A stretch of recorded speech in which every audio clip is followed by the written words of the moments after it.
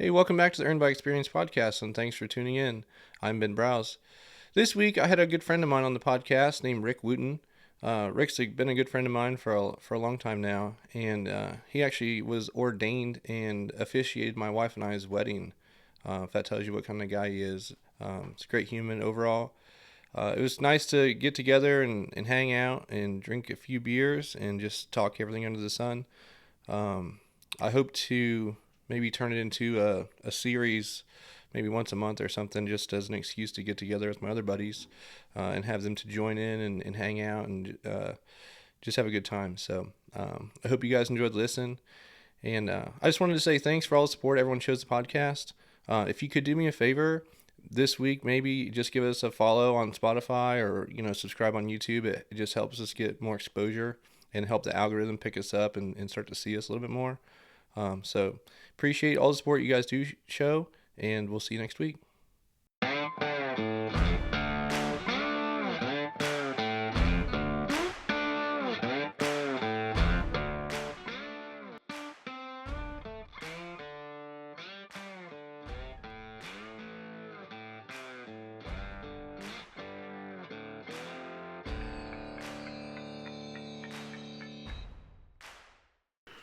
Yeah, we're just hanging out and drinking some beers, dude. Yeah, I really like it, dude.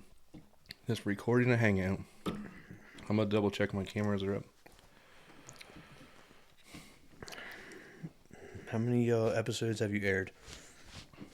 Believe it or not, this should be 17 or 18. No. So it doesn't seem like much, but No, because everything has to be edited and you can't just throw it out there. So it's not like it's not like, oh, it's just 17 conversations with my buddies and just throw it out there.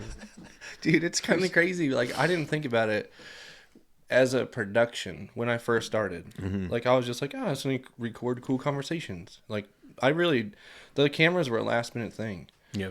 But I felt like it added that extra, if not that people will watch it, but if we bring up a video or we're sitting here and drinking beers and they want to see what type of beers, they might click the video. Right. And it's it gives it that extra little tiny bit of professionalism that we're putting into it, but it adds so much more to the production. I think it's definitely a huge part of it, or a good part of it, because for me, podcasts, it took me a long time to even get into them. And then I got into them heavy for probably 3 or 4 months, and then kind of fell out of it. Haven't listened to one in probably 4 months.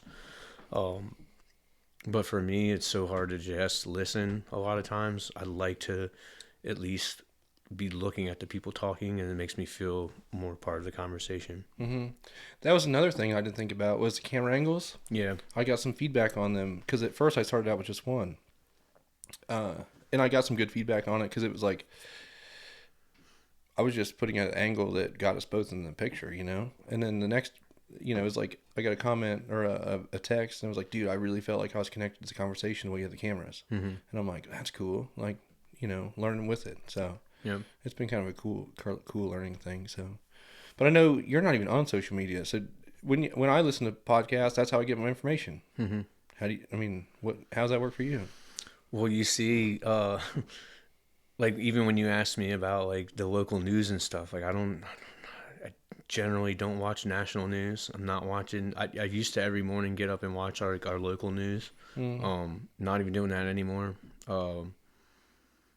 So, I guess Apple News, I use that a lot. YouTube is where I'll get my social media fix, kind of. I see the short videos and all the same goofy shit. It's kind of on all the platforms. So Okay. I don't feel like I'm missing out on anything like that. But yeah, my news, Apple News, I don't like that too much because it gets catered to what you've already clicked on. So you start seeing kind of the repetitive stories or the same style stories all the time. So yeah, but Does it got an algorithm that kind of starts to figure you out? it has to, everything else. So, read one thing about snakes in Florida, and next thing you know, it's all they're telling you about. And So yeah, so with the news and stuff, it's kind of like if it's not,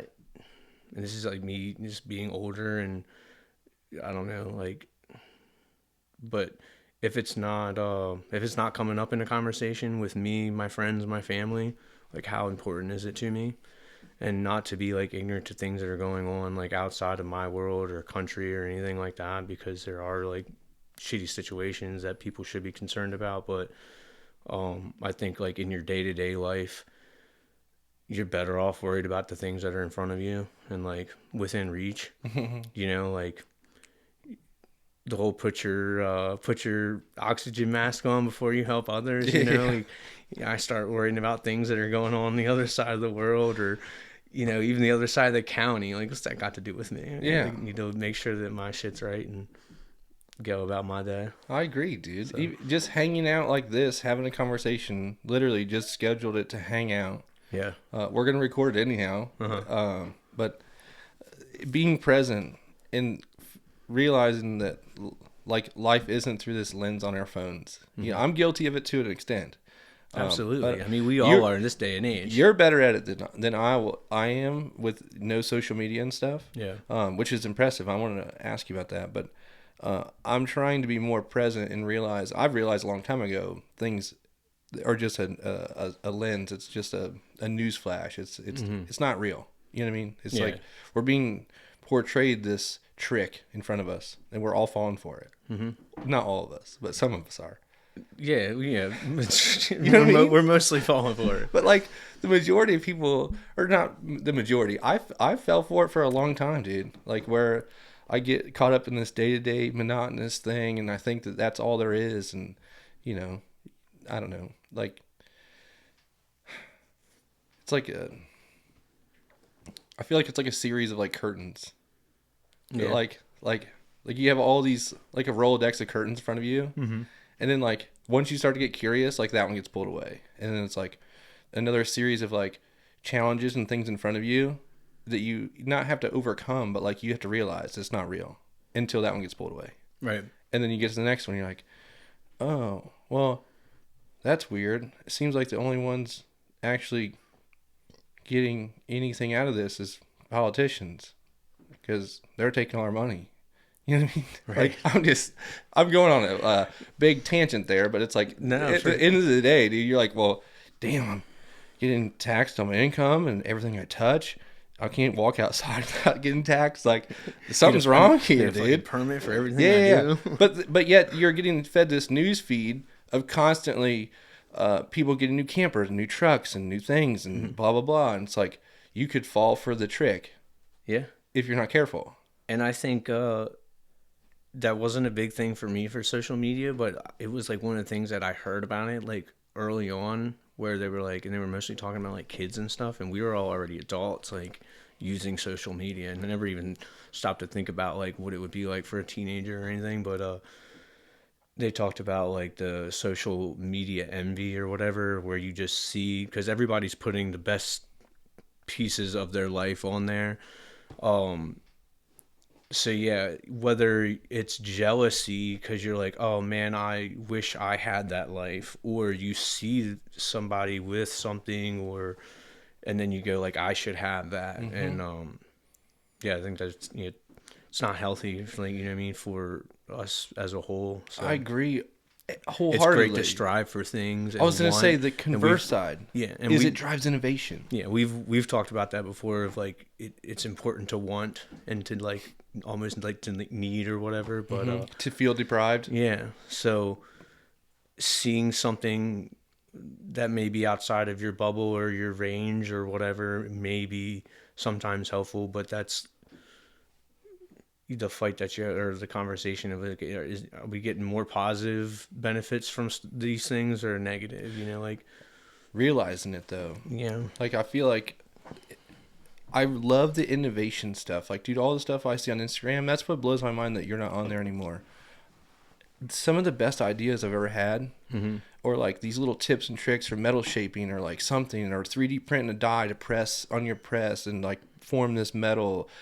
Just so many cool things. It it also drives me nuts that like now we're all engineers. We all have 3D printers. We're all wizards. Like all of us are. Like it's not just me. I mean, I'm not. I'm just doing it because I'm like, well, I got to whatever. My situation's organic. But yeah, it blows my mind. I love that it drives the next best thing, and like the quality and the craftsmanship and all this stuff gets better and better and better. But then I see this stuff, sales ads just drive me nuts, and I fall for them too. Yeah. But then just always comparing myself to somebody else. That's been my biggest thing, and I'm like, oh, it's not real. It's not real.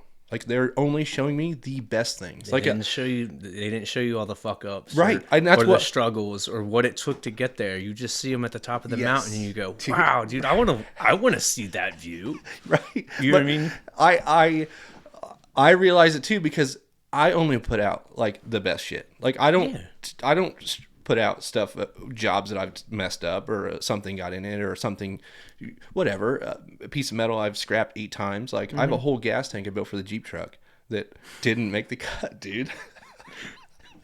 So it's just stuff like that. It's not like, on your story. No, I'm not sharing that. It's not cool, dude. I messed it up. Right. You know what I mean? The gas tank was literally like, I'll show it to you, dude. I formed it all, and then I thought I could bullshit it and like make it work. And I cheated a little bit. Not a chance, dude. Not a chance. Like I forget what happened. The plasma, or no, I didn't put the sheet of metal on the plasma cutter just straight, and I thought I would cut the piece of metal out far enough into the metal that it didn't matter. It wouldn't matter, yeah. No, dog. She went right down the edge, dude. And then I thought I could make it happen, but dude, I built a whole gas tank with this belief, and I should have just scrapped it. And that's another thing that I've learned over time. Like I should have just bit the bullet, knowing when to cut the cord, and just cut the cord, dude. But you know what? You live and you learn. It hurts because it costs money, But the other thing, have you seen this stuff, dude? And this scares the shit out of me. And I only want to bring this up because maybe somebody listening doesn't know this, dude. It scares the absolute shit out of me that there are. This just came up, and I don't know how true it is. I heard it on Sean Ryan's podcast, but dude, there's demonic cults out there that are like talking to our kids. Not my kids, but kids through these social media platforms, Oculuses, Minecraft, that are in these public servers. Have you heard anything about this? No, but it doesn't seem far-fetched at all. Seems, yeah. That's the other thing with like social media and these platforms. I didn't even know about this stuff, dude. Where, like, I mean, people can do their own research. Listen to the episode if you want. It scared the shit out of me to the point where I came home and I told my kids, hey, no more private or no more public servers on your games. Dude, they're mad as shit. Oh yeah, I mean, what do you mean? That's where all the action is. I mean, they're in there talking to kids from like Thailand and like, oh yeah, absolutely, New Zealand or whatever. Like these kids or wherever. And I'm like, no more. And kid, what do you mean kids? I put video games online. They could be in there with me. Correct. Yeah, but they are getting kids like because.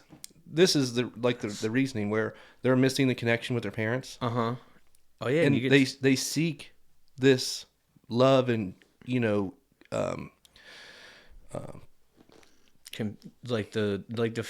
family vibe. Yeah, somebody's giving you attention. We need the attention. Makes you feel special. Attention. We need the attention. Like our kids need our attention, but then we don't give it to them because we're so ingrained in our phones and our lives and work and bills and all that. Yeah. That all of a sudden now somebody's showing them attention, and then they fall down this trap of talking to somebody, and then they like them or they have a friendship, or it could be a relationship.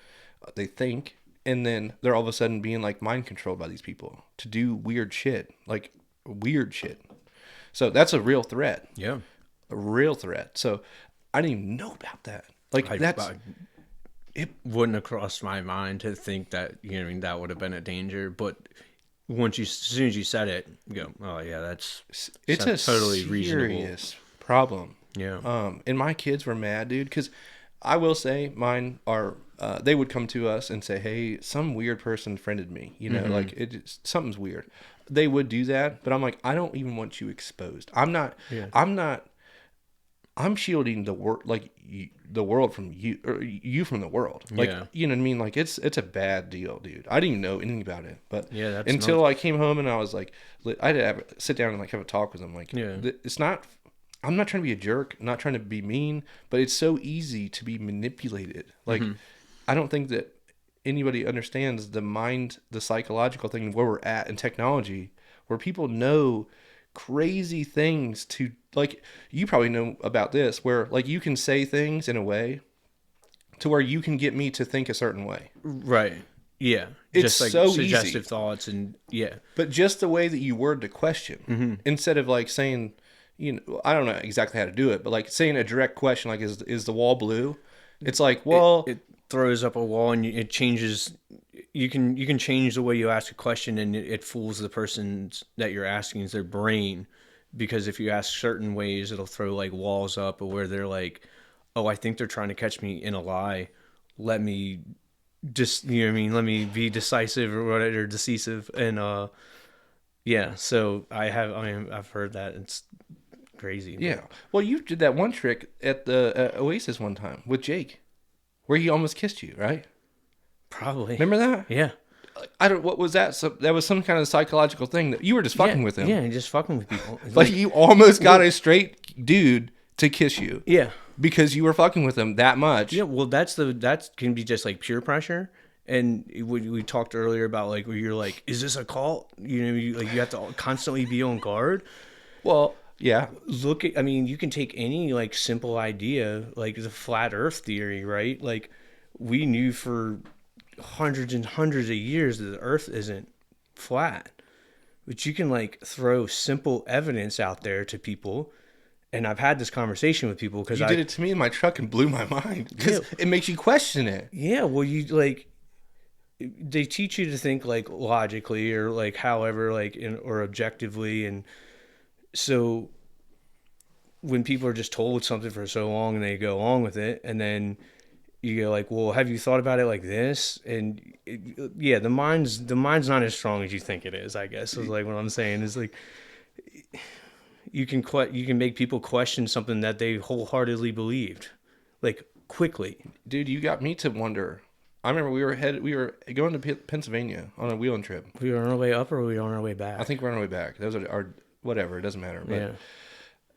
I you blew my I mind. vaguely And remember it. Yeah. the questions you asked, I was like, dude, damn, it's a real question. Yeah. I never thought about it like that. And then it's like, well, what's real? You know what I mean? What's real life? Well, like you were talking about earlier about layers of like reality, curtains. pulling Yeah. it back goes to like the more you know that you're like ignorant, you know, like the more you figure out and you're just like ugh. And then yeah, you go a little bit deeper and you find something else out, or yeah. Yeah. I don't know. We have great access to information these days. I know, but see, where you're not inundated with it, it's like, Okay. it's different. Okay, you know? so I wanted, what we were talking about earlier, I guess, and something to touch on is like, so I'm not missing anything though, right? So it's almost like I don't get the extra. So when you're scrolling constantly, like you see all the bad or not funny, you know what I mean? Like you got to go through all that to simplify it. Where as not being on social media, and my friends are like, "Oh, sure, I could send you something like screen record it and send it to me." You can, Yeah. you can, right? And if you do, it was probably good because you had to like Go through the work to do got it. to screen all the work of your 15 seconds of finger work, you know. You just send me a video, but yeah, I get all the good ones. I filter out the bullshit, kind of. That's in a a way. good way to think about it. But then also I'm not at a loss because I totally agree with you. I've seen it, even stuff with my trade. That's something I've done more than half my life. Of you'll see a video of somebody doing something like, what? I'm gonna remember that next time. But the argument to be made of, is it more good being had than bad? Because if there's anything that I want to know, or if I run into a problem professionally, personally, whatever it is, you can go on the internet and you can find somebody's opinion of a solution. You know what I mean? A lot of them, and then filter through that and try to find something that might work for you. You know what I mean? And so the access to information that we have is crazy. Well, When I was a kid, you didn't have that. Now all you have to have is the want to know, and you can go out and you can figure it out. You know, 100%. whatever it is, you can go learn it on YouTube. yeah, 100%. Do you mess with AI at all? Yeah, Nice. yeah. What platform do you use? So I used the Microsoft platform was the first one that I got, and only because like they, marketing, they got me. I got this email because What I is have a it? Is it- Xbox account or whatever, and it's called Copilot. Okay. And I got that one first, and I was like, all right, this is cool. And then my buddy turned me on to Grok. Okay. Yeah. And I saw the Joe Rogan and like Elon messing with it or whatever on the podcast, and that didn't get me, but like my buddy got me with it, and I was like, all right, this is cool. So I kind of got them both and just play with them here and there. I try to, if I'm messing with it, sometimes for it to be constructive, and then sometimes when I'm bored or whatever, I might just like mess with it and just see what we can do. Do you find yourself using it for certain things? Absolutely. Like probably like three major things. And then I kind of got away from the Copilot and Grok necessarily. I never used Grok as heavily because it was the second one. I got into Copilot and I was kind of using it for everything. Now I'm finding it hard for the things that I use it for because I'm not using it for complicated things. Oh, you don't actually flex it? Not like for what like most, not for what it's capable of. No, Okay. not at all. So Have you played with it though to see what it's capable of? Oh yeah. So but mostly what I would be doing with it, I could just Google. You know what I mean? Because I just mostly ask it questions or something like that. So I don't need to be like using AI to Google something for me, kind of deal. But, I get that. But I have used it to doctor things and what I mainly got Grok for was I found it to be pretty good, and I like the way it explains some things. So I guess my major use for it has been through work. And I took my experience that I had, asked it a bunch of stuff, you know what I mean, as if I was ignorant, to see kind of what kind of feedback I would get from it, and then whether I could trust the feedback that I was getting from it. And I played with it for a couple weeks, and then turned my guys onto it, and I was like, look, I want you to start using this as a tool, not as a Bible, not as a replacement for anything that you've learned firsthand or that I've taught you or anything, but like, here's a tool that I didn't have. When I came up, we had phones that looked like calculators. Okay, it was black and white screen, black and green screens. You know what I mean? You couldn't ask it anything.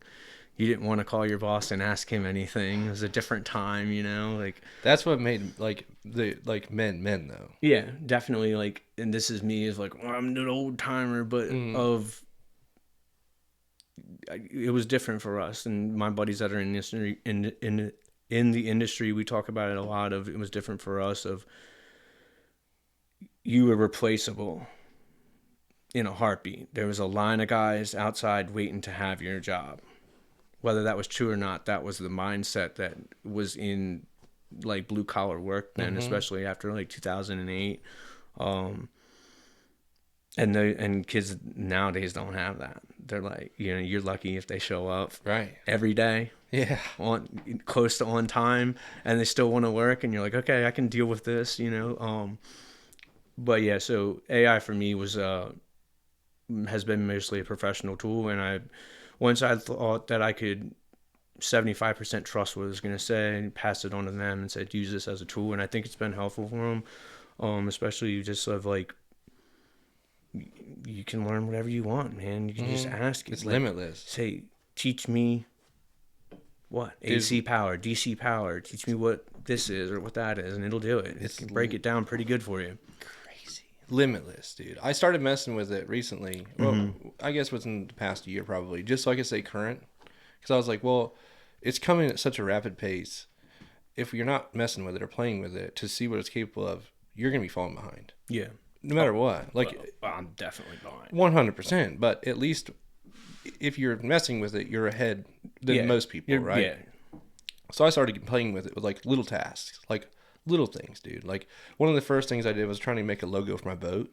Okay. I was trying to like, dude, one of the biggest things for me is like I have these ideas in my head, but I'm not artistic enough to get it out. Right. Dude, amplified that skill times a million. Like that's my favorite thing about it. Like I have an idea in my head and I can sit there and mess with it enough to get a generated image. Mm-hmm. Mind blowing, dude. But then see, I'm not good at that because I can't articulate it to the computer to like, and I haven't played with it enough to be familiar with it to see, I guess, what it's capable of interpreting of what I say. But sometimes just patience. Like how we get on Google and we're like, what's the head pressure? It's supposed to be on a ream unit, blah, blah, blah. Like you want it instantly, right? Right. Like sometimes it's like you want the instant image to be perfect the first time. But like I find myself like, all right, well, let me give it more direct prompts. And that's actually helped my vocabulary because I got to think about a word like more in depth so it'll know like specifically what you're asking for. Yeah, like the hue of the color isn't what I want. Like drop it down. Like not making that up, but like one of the things I used it for early on, dude, is I bought the boat and to get the boat registered at the place, they were like, what's the hull ID? And I'm like looking all around the boat and I'm like, it's a custom boat. It's not stamped anywhere. It's not anywhere. And I just asked it, can you make me a VIN plate for my boat and put it right here? And I took a picture of the back of the boat, and dude, and it was like, yeah, sure. What's the number? So I give it the number, and dude, that's what I love about it is how it's like a conversation. Yeah. Once you give it a little bit of information, and it goes, maybe it's not right, or you want to tweak something, you don't have to start from the beginning and go A, B, C. You just pick up at C and you go take C. And tweak it a little bit. Yeah. Or that's the best part about it. It's like a conversation going on with the computer. I love it. I did like that about it. And it works. That's what's crazy. I do find little things with it that are wrong sometimes, but I'm okay with that as long as I catch it. But dude, the VIN plate, you got to use it as a tool, not as a Bible. So that's what I was gonna say. Is it's a tool that amplifies my skill I already possess. That's where it shines, right, dude. Shines. I can't even describe how many things that I've been able to do because I have the hands-on skills. It's like having a skid steer with the hydraulics, lifting the weight, like doing all the work. But you're just a skilled master in there, moving all the joysticks. Like, I know where it needs to go. Is what I feel like with it, dude. It's incredible. But I had a lady on, and I was telling her that I wouldn't even have a podcast if it wasn't for fucking AI, dude. Like I was like taking pictures of the screen, figuring out how to get the things configured because it's a disaster, dude. To try to get in the tech world, not being in the tech world. Oh, I bet. Blew my mind how wonderful it was able to guide me through. Like, say I took a picture of a screen and I'm looking for settings, and it's like, no, change that, and that. Like, click this, go to settings, do this, click, whatever it was. Yeah, dude, it was insane. It actually helped me download drivers to the computer to get the recording software. And then when I got the software, I was like, how many mics do you have? All this stuff had to talk. So like, dude, I mean, I sat in here for like a couple hours with it, just picture after picture, just instantly like, boom, click this, do this, wire this here. Like, I had the basics of it, but legit for technical support or like a printer that doesn't work. I had a printer the other day. I was trying to change the ink in it, and I'm like, I opened the service door, or no, I didn't open the service door. I didn't know where it was. Took a picture of the printer, and I'm like, where do I start? Yeah, and it was like, oh, once you open the door, the printer cartridges it'll slide to the opening, and then you just push in with your finger, and it releases the ink cartridge, and you just pull it out, put the new one in, and then it goes back and does this thing. Done. Yeah, down to. This blew Jimmy's mind. I actually showed him it one day. I was like, dude, I took a picture of the table, and I was like, inventory the table. Dude, it laid out everything on the table. Like, this pen, this remote, one of this. Accurately naming things? Accurately? Dude, I gave it the length of this wall, just for kicks. I said, I need a wall that's 12 foot, and I need a wall that's 11 foot. Give me a material list in 2x6s, with this window being 48 inches of 2x6s for the top plates, bottom plates, the window, like the stud jacks that you got to do for the window, all this crap. Dude, it gave me a whole breakdown of every 2x6 I'd need for this wall, that wall. I had a whole, like when I went to Home Depot to get the stuff for the studio, You knew exactly what you I needed. knew it down to the inches, dude. It was insane. That's awesome. It was nuts. My little Ben was like, "Hey, do you really need all these 2x6s?" And I was like, "I don't know." But the cool thing is, we can return them. Yep, computers, that's them. Bro, used every single one of them. It was insane, dude. Not much waste. Not any waste. Yeah. There was a couple inches because it's not a true, Right. like whatever Yeah, you're height always, wall. I'd always cut gonna have a little bit. Yeah, cut 6 inches off the Did studs. did it give you a little bit in case Oh yeah. you fuck some stuff up? Oh yeah. Cool. I think it got like 10 extra boards. Uh-huh. It was epic, dude. Epic. Like it's super powerful. I guess is my point. Yeah. Like, dude, when I broke it down and got the woods list, Mm-hmm. I was like, how do people do this in real life? You know what I mean? I'm not a carpenter. Like, dude, there's a guy sitting there crunching the numbers, drawing this thing out, like on a graph paper probably, or in a computer program. Yeah, construction calculator. and Right. Just I don't like know going to anything about town. this. But Unless you do it for like 30 years and you walk in and go, no, it made me a carpenter, dude. But it's not a skill. I know how to operate tools and stuff. So it's like Yeah. it just amplified my skill set. yeah, and It's- then it takes off the rough edges for you. yeah. But had I not started messing with it, I never would have had the confidence in it to do it. So Right. I guess I was just curious if you'd messed with it and seen how it was. Yeah, I've had some fun with it. But That's just my experience with it. But I want to stay current enough to where I can be savvy enough in the future to like to with young kids and things. Like I want to be in the know. I don't want to just be like my parents were like, "Oh, email, pff, I'm never doing that." And I'm like, "Mom, it's the future. Like Yeah. you have to do it. It's not going away. It's never going away. Faxes are gone." You know what I mean? Yeah, see, for me, it was the opposite of like where my mom was a media specialist. She had access to a computer and the internet like super early on. And my dad, a government contractor, same thing. He went to work. You know what I mean? Even before we had a computer at the house or whatever, they had computers at work.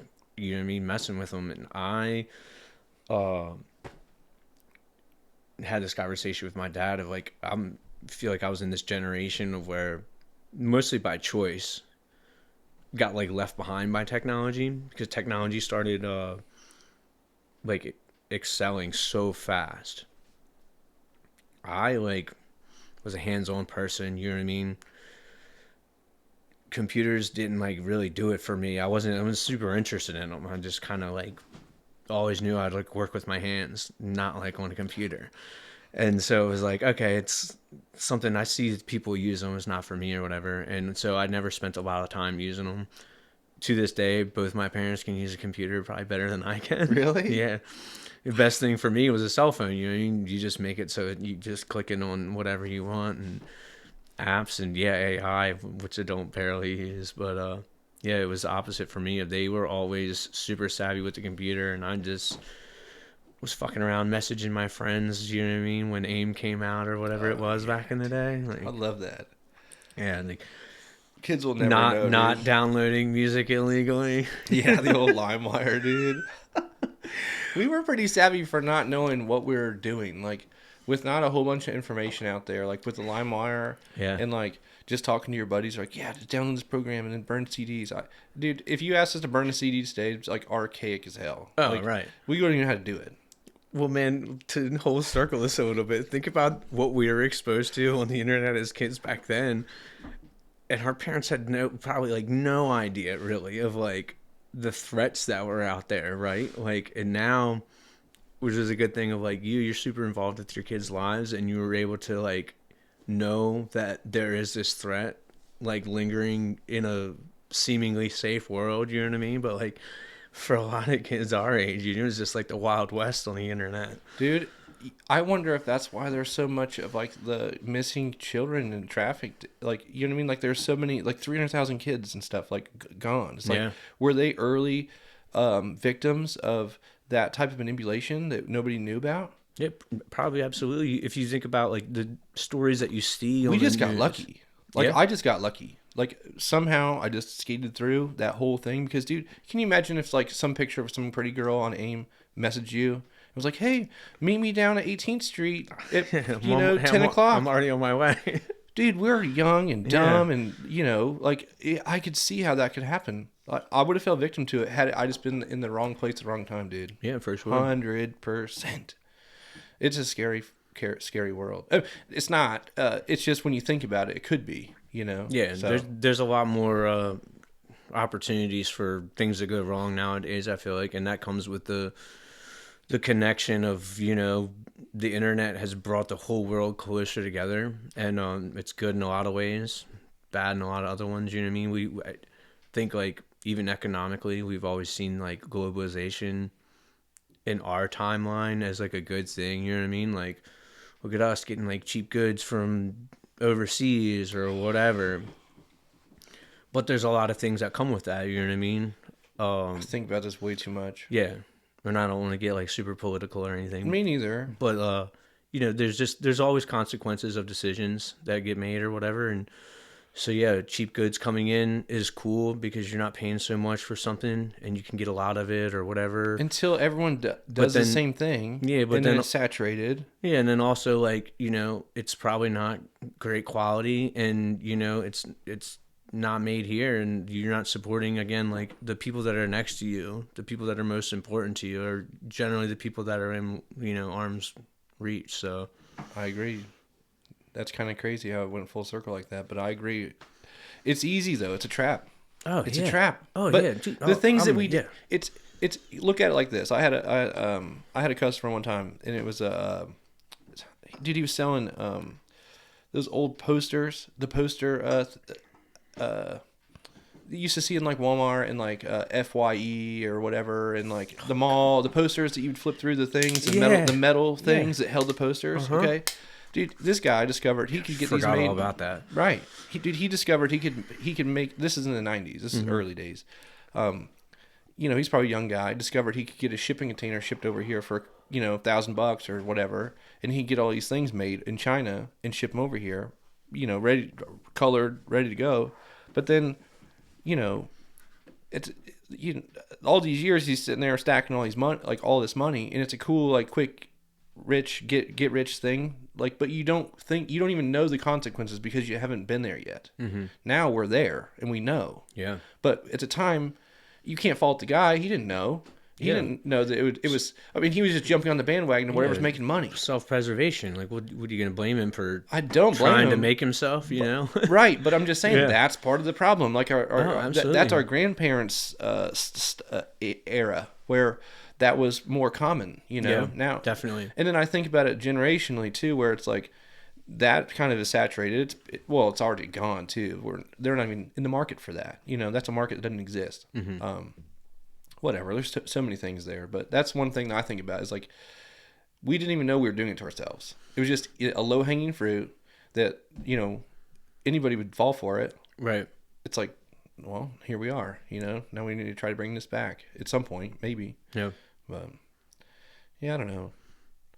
Crazy world, dude. Yeah, crazy times we live in now. I do appreciate though that like this puts us into a arm's reach connection to where we can sit here and hang out, and it's an excuse to like meet new people and get information out, or just learn little things, or just a nuanced way to think about something. Like it's something that we don't even realize we're lacking. The communication and the connection between another.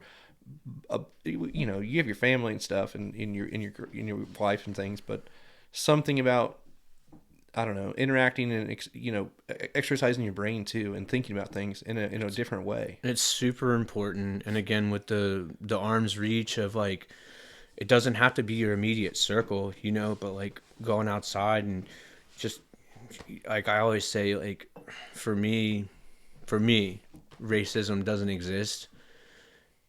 It does, like, on the internet and in the news. But when I go talk to my neighbors and the members of my community, you know what I mean? Like, there's not animosity there for me.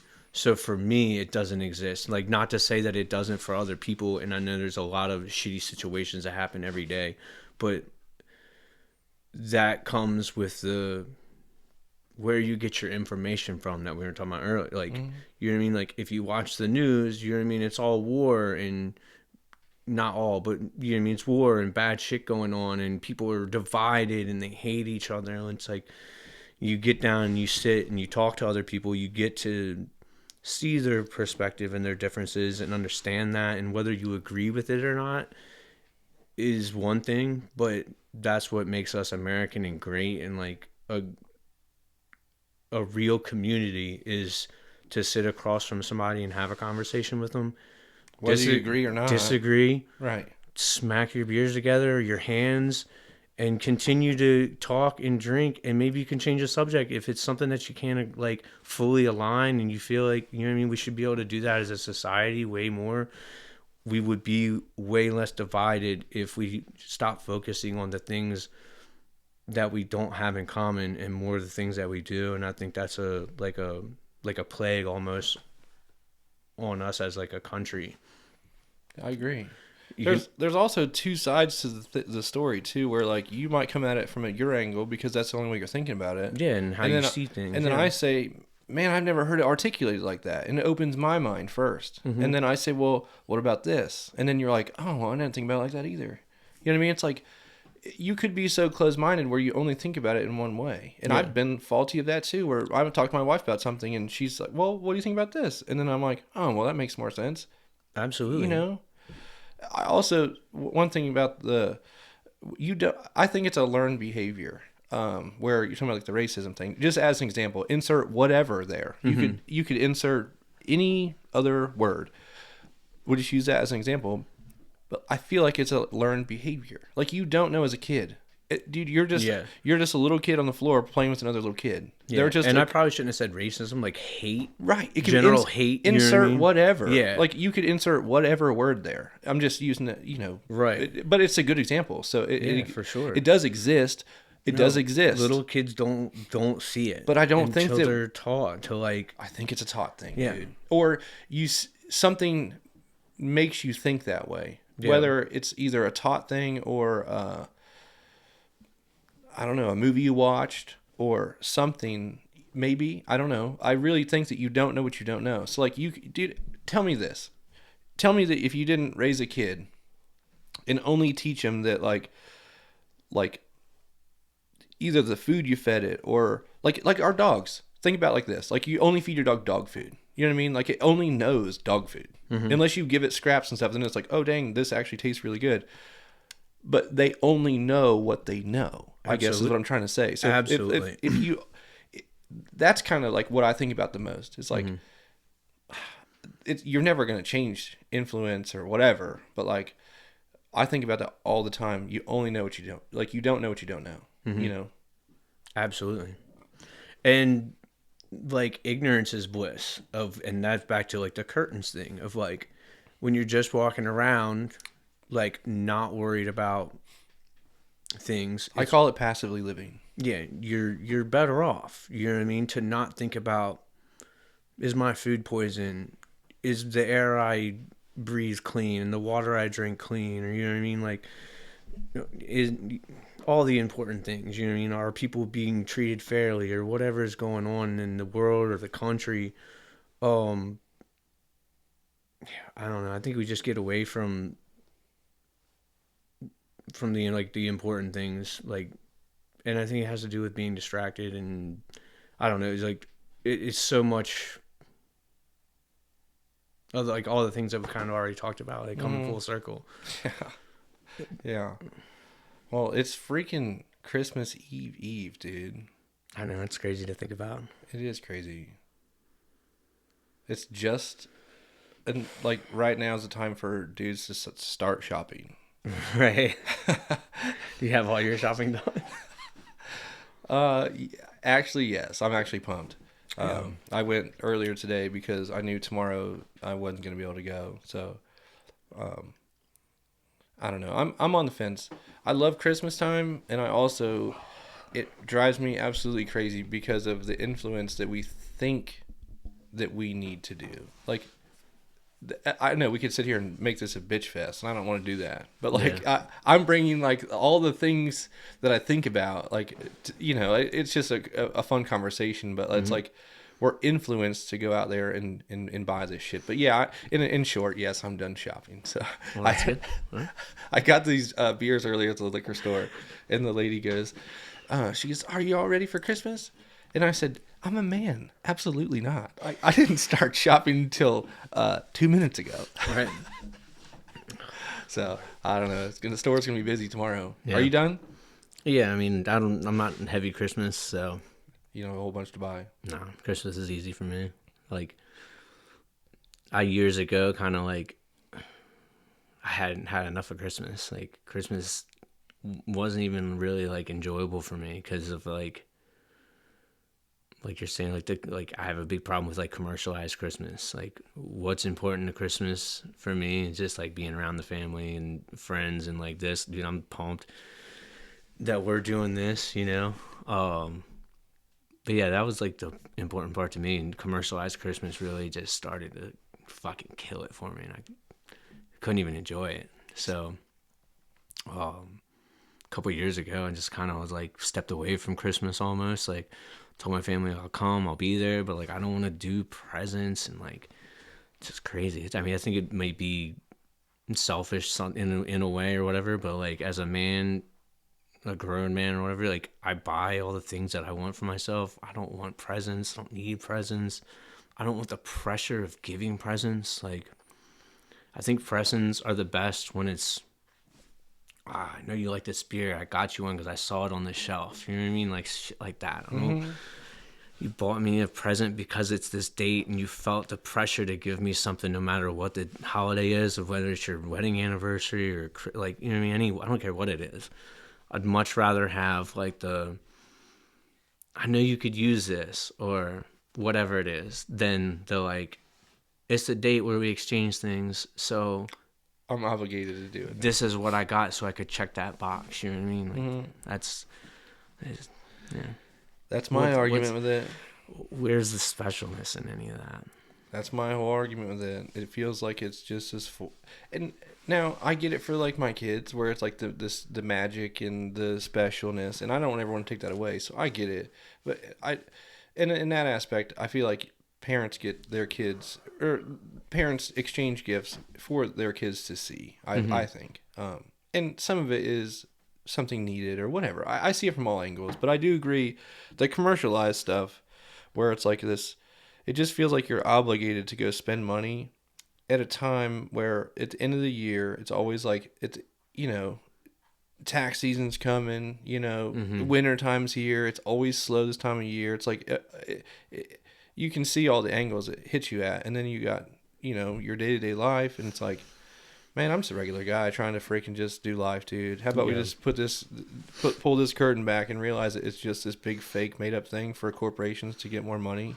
And let's just cut the bullshit. Yeah, you and know, I could almost get behind like let's get like into a little bit of the psychology of it or whatever, of like this time of the year. Like, we just had the shortest day of the year, like 2 days ago or a day ago. Like, we're all vitamin D deficient. We're all feeling depressed. Like, unless you're supplementing. Yeah, and like whether you know it or not, you know what I mean? Like, that's just like a kind of a natural cycle, and that's where we're at. And so, buying stuff and receiving things, giving and receiving, rush. people get off on it, you know, they like it, and that's, you know, our psychology. But that's like a lot of other things of like, just don't get lost in it, you know. So I like a lot of other things, I can see like where there's maybe a use for it, but let's, you know, it is kind of it's a tool, not a Bible. I know it is an interesting way to think about it as a mind game there towards the end of the year. Never thought about it like that, but it's like receiving a compliment or like a happy birthday. It feels good. I mean, I understand like receiving a gift does feel good, but and even giving them. Yeah. Well, okay. Yeah.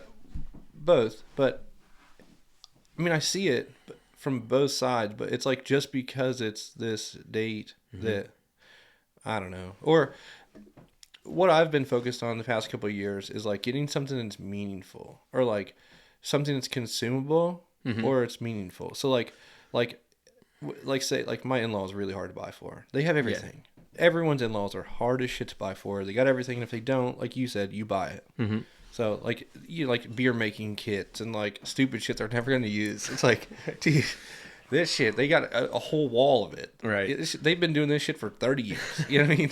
So it's like, what can I get that's going to change the cycle? Like, you know, so I don't know. Like, I try to get like either like a whatever. I don't know. Beer's kind of played out too. Like it's, you know, whatever. But like, I think you nailed it on the head with like consumable. Something that's not taking up space. Yeah, like that's where I'm at with stuff, especially. It's just like I don't want to give anybody anything that they have to like hold on to, you know?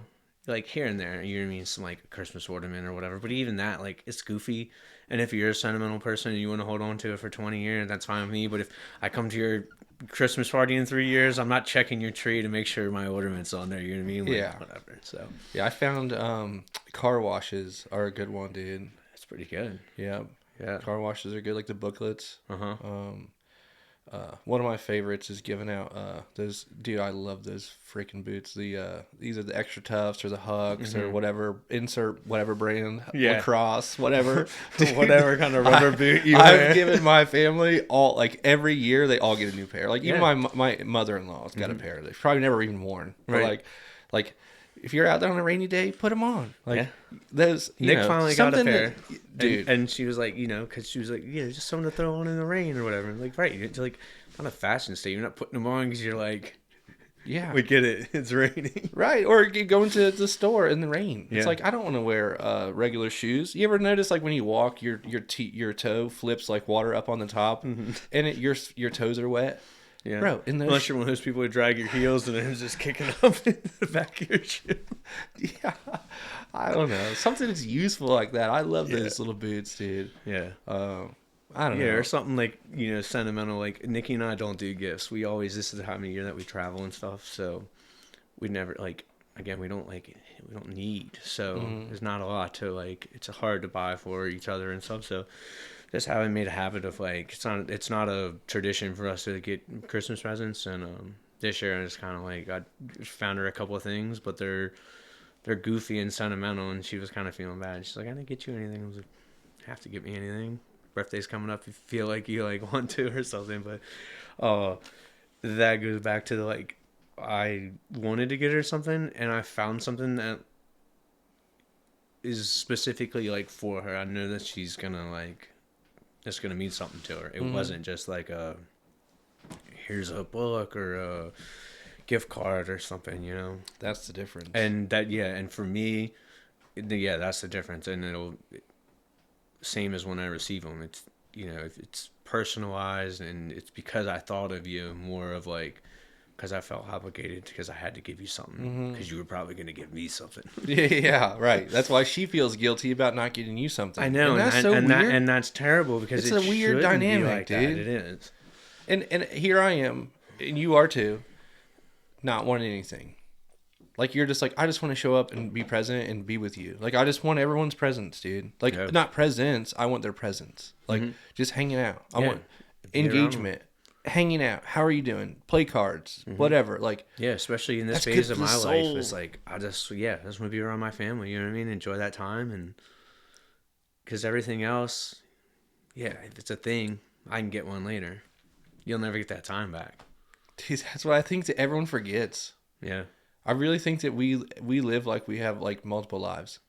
Like we're going to get another chance. Man, I'm super guilty of it.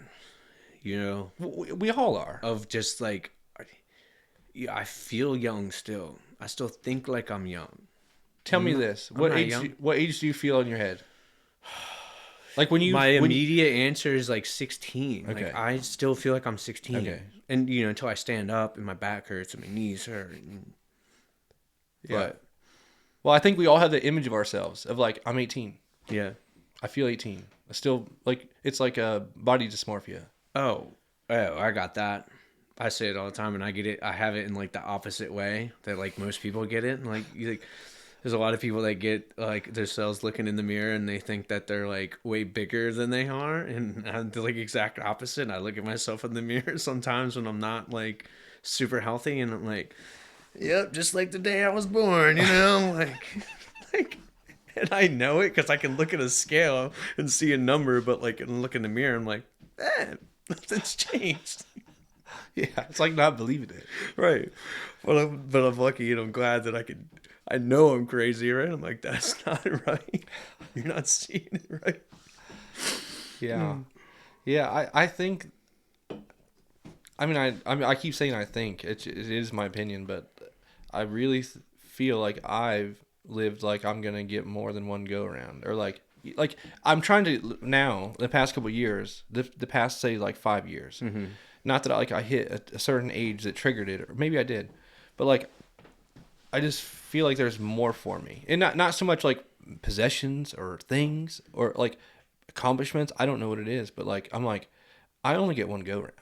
Yeah. So like I'm gonna start living like it is. Not YOLO and not buying expensive cars and being a fucking idiot. Right. But like No, but I wanna know what my true potential is. Like is it metal shaping? Is it podcasting? Is it yeah. powder coating? Is it electrical stuff I like? Like is it whatever it is? And not Whatever it is, you find it and take advantage of it. Don't let it like kind of pass you by or you pass it by. And it's not even to say like I want it to be monetized on it. I just want to know what my true calling is. Say my calling. I don't know if that's what it is, but like I don't know. Like I've just really focused on trying to get it all out. Like but not in a dumbass way of like I need to have all these experiences and jump out of an airplane and like that stupid shit. It's not me.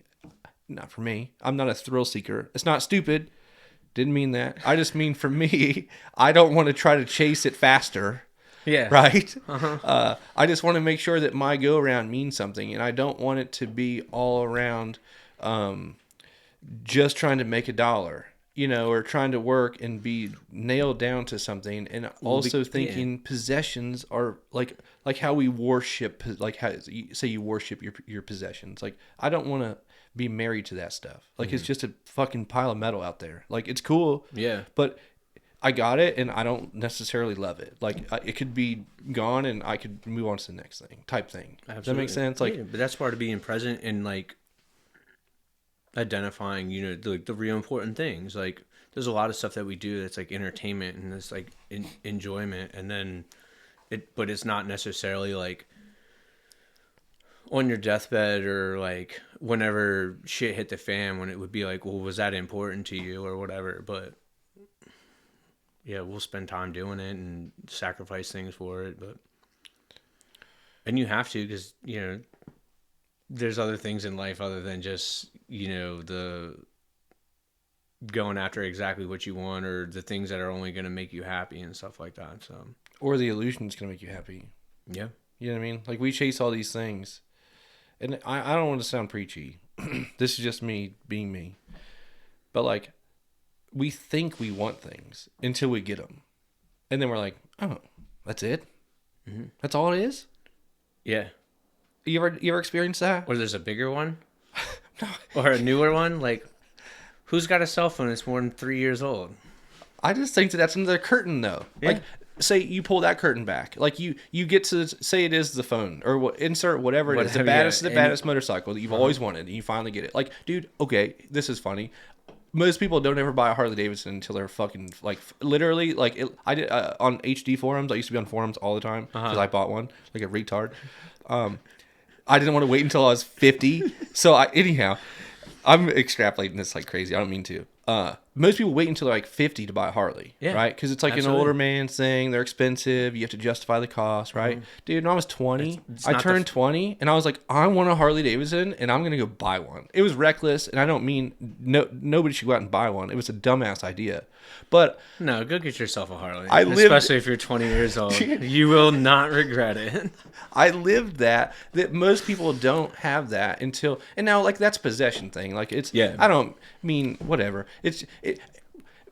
Whatever. I'm going down a rabbit hole of like, I thought I wanted it until I had it. And then I was like, this is it. Did it make you any happier? It's fun. Yeah. It's fun. But dude, I can do 55 in a Jeep that cost me $500. Like it's cool. But this is now you have diehards that absolutely love it and they love the wind in their face and all of the things that come with it. And it's cool. I love being on two wheels, not hating. It's just an experience though that like my point to the whole story is I thought I wanted it and then I got it and I'm like, this is it? Yeah. I thought it'd be more. Well, had this conversation with a lot of people many times. You know, you talk about people who are at the top of whatever they're doing. Say it's like the financial market. Like say like you have more than you need. You have more than your kids' needs. Like I work for people like this that are planning their great grandparent or great grandchildren's generation financially. They're making sure that they'll be okay because everything up to that is set up, right? But it's like once you're okay, if you don't have kids or don't want to do that for future generations, like what else do you need? You know, because there's always going to be a bigger boat. Like if you Google right now who has the biggest yacht in the world, like I don't know who it is. It's somebody. And there's a debate over And there's who a has and it. well, it's not right now. It's not a debate. He has the biggest boat, but there's 3 boats getting made right now, and they're all going to be bigger than that. And then once they're done, you know what I mean? Like That's a curtain. so. The discussion that I have with people is like, when do you stop, and why don't people stop? You know, like why didn't El Chapo stop selling drugs before his end came? Because there's always a bigger boat, and people don't like. You know what I think it is? What's that? Well, you know what it is. It's identity. Yeah. It's how you associate yourself and how you want people to perceive you. Yeah, for sure. You know what's crazy to me? And I know this is about me, and I don't mean to be, but this is how I learned it. I thought my rock crawler was the baddest thing ever, dude. I wanted it. I built it. Bad motherfucker. Dude, it's badass. I love that thing with all my heart. I love it truly with all my heart, but I'm not married to it, okay? And this is what's cool. Is I built it. It took me 2 years to build this thing from my heart and soul. Love it. And it turned out exactly how I had it pictured. But when I got it, I was like, this thing it's too much for our area. It doesn't make any sense to own it here. A lot of factors. But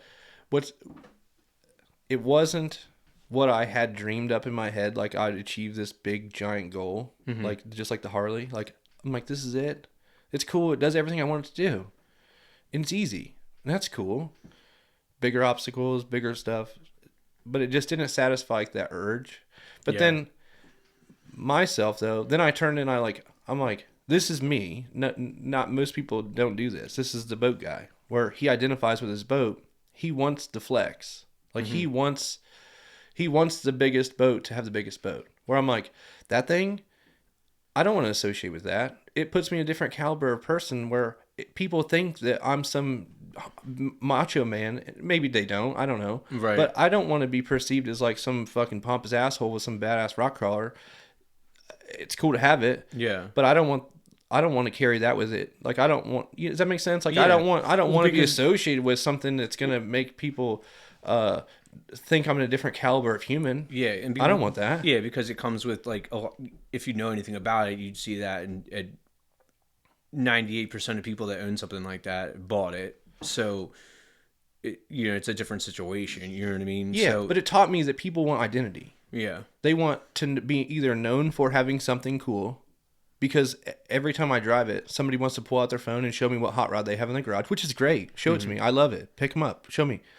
But that's what it taught me, was like, it instantly makes people feel lesser than. They want to pull out their phone instantly in front of me and show me what they're working on or what's in their garage. Like, I don't want that. Like, I'm not driving that thing around to do that. It's not my goal. And it's a collaboration of things that I started to realize with it, because it is cool. It's flashy. But then I'm like, I don't want, it's cool and I appreciate owning it. I'm not hating.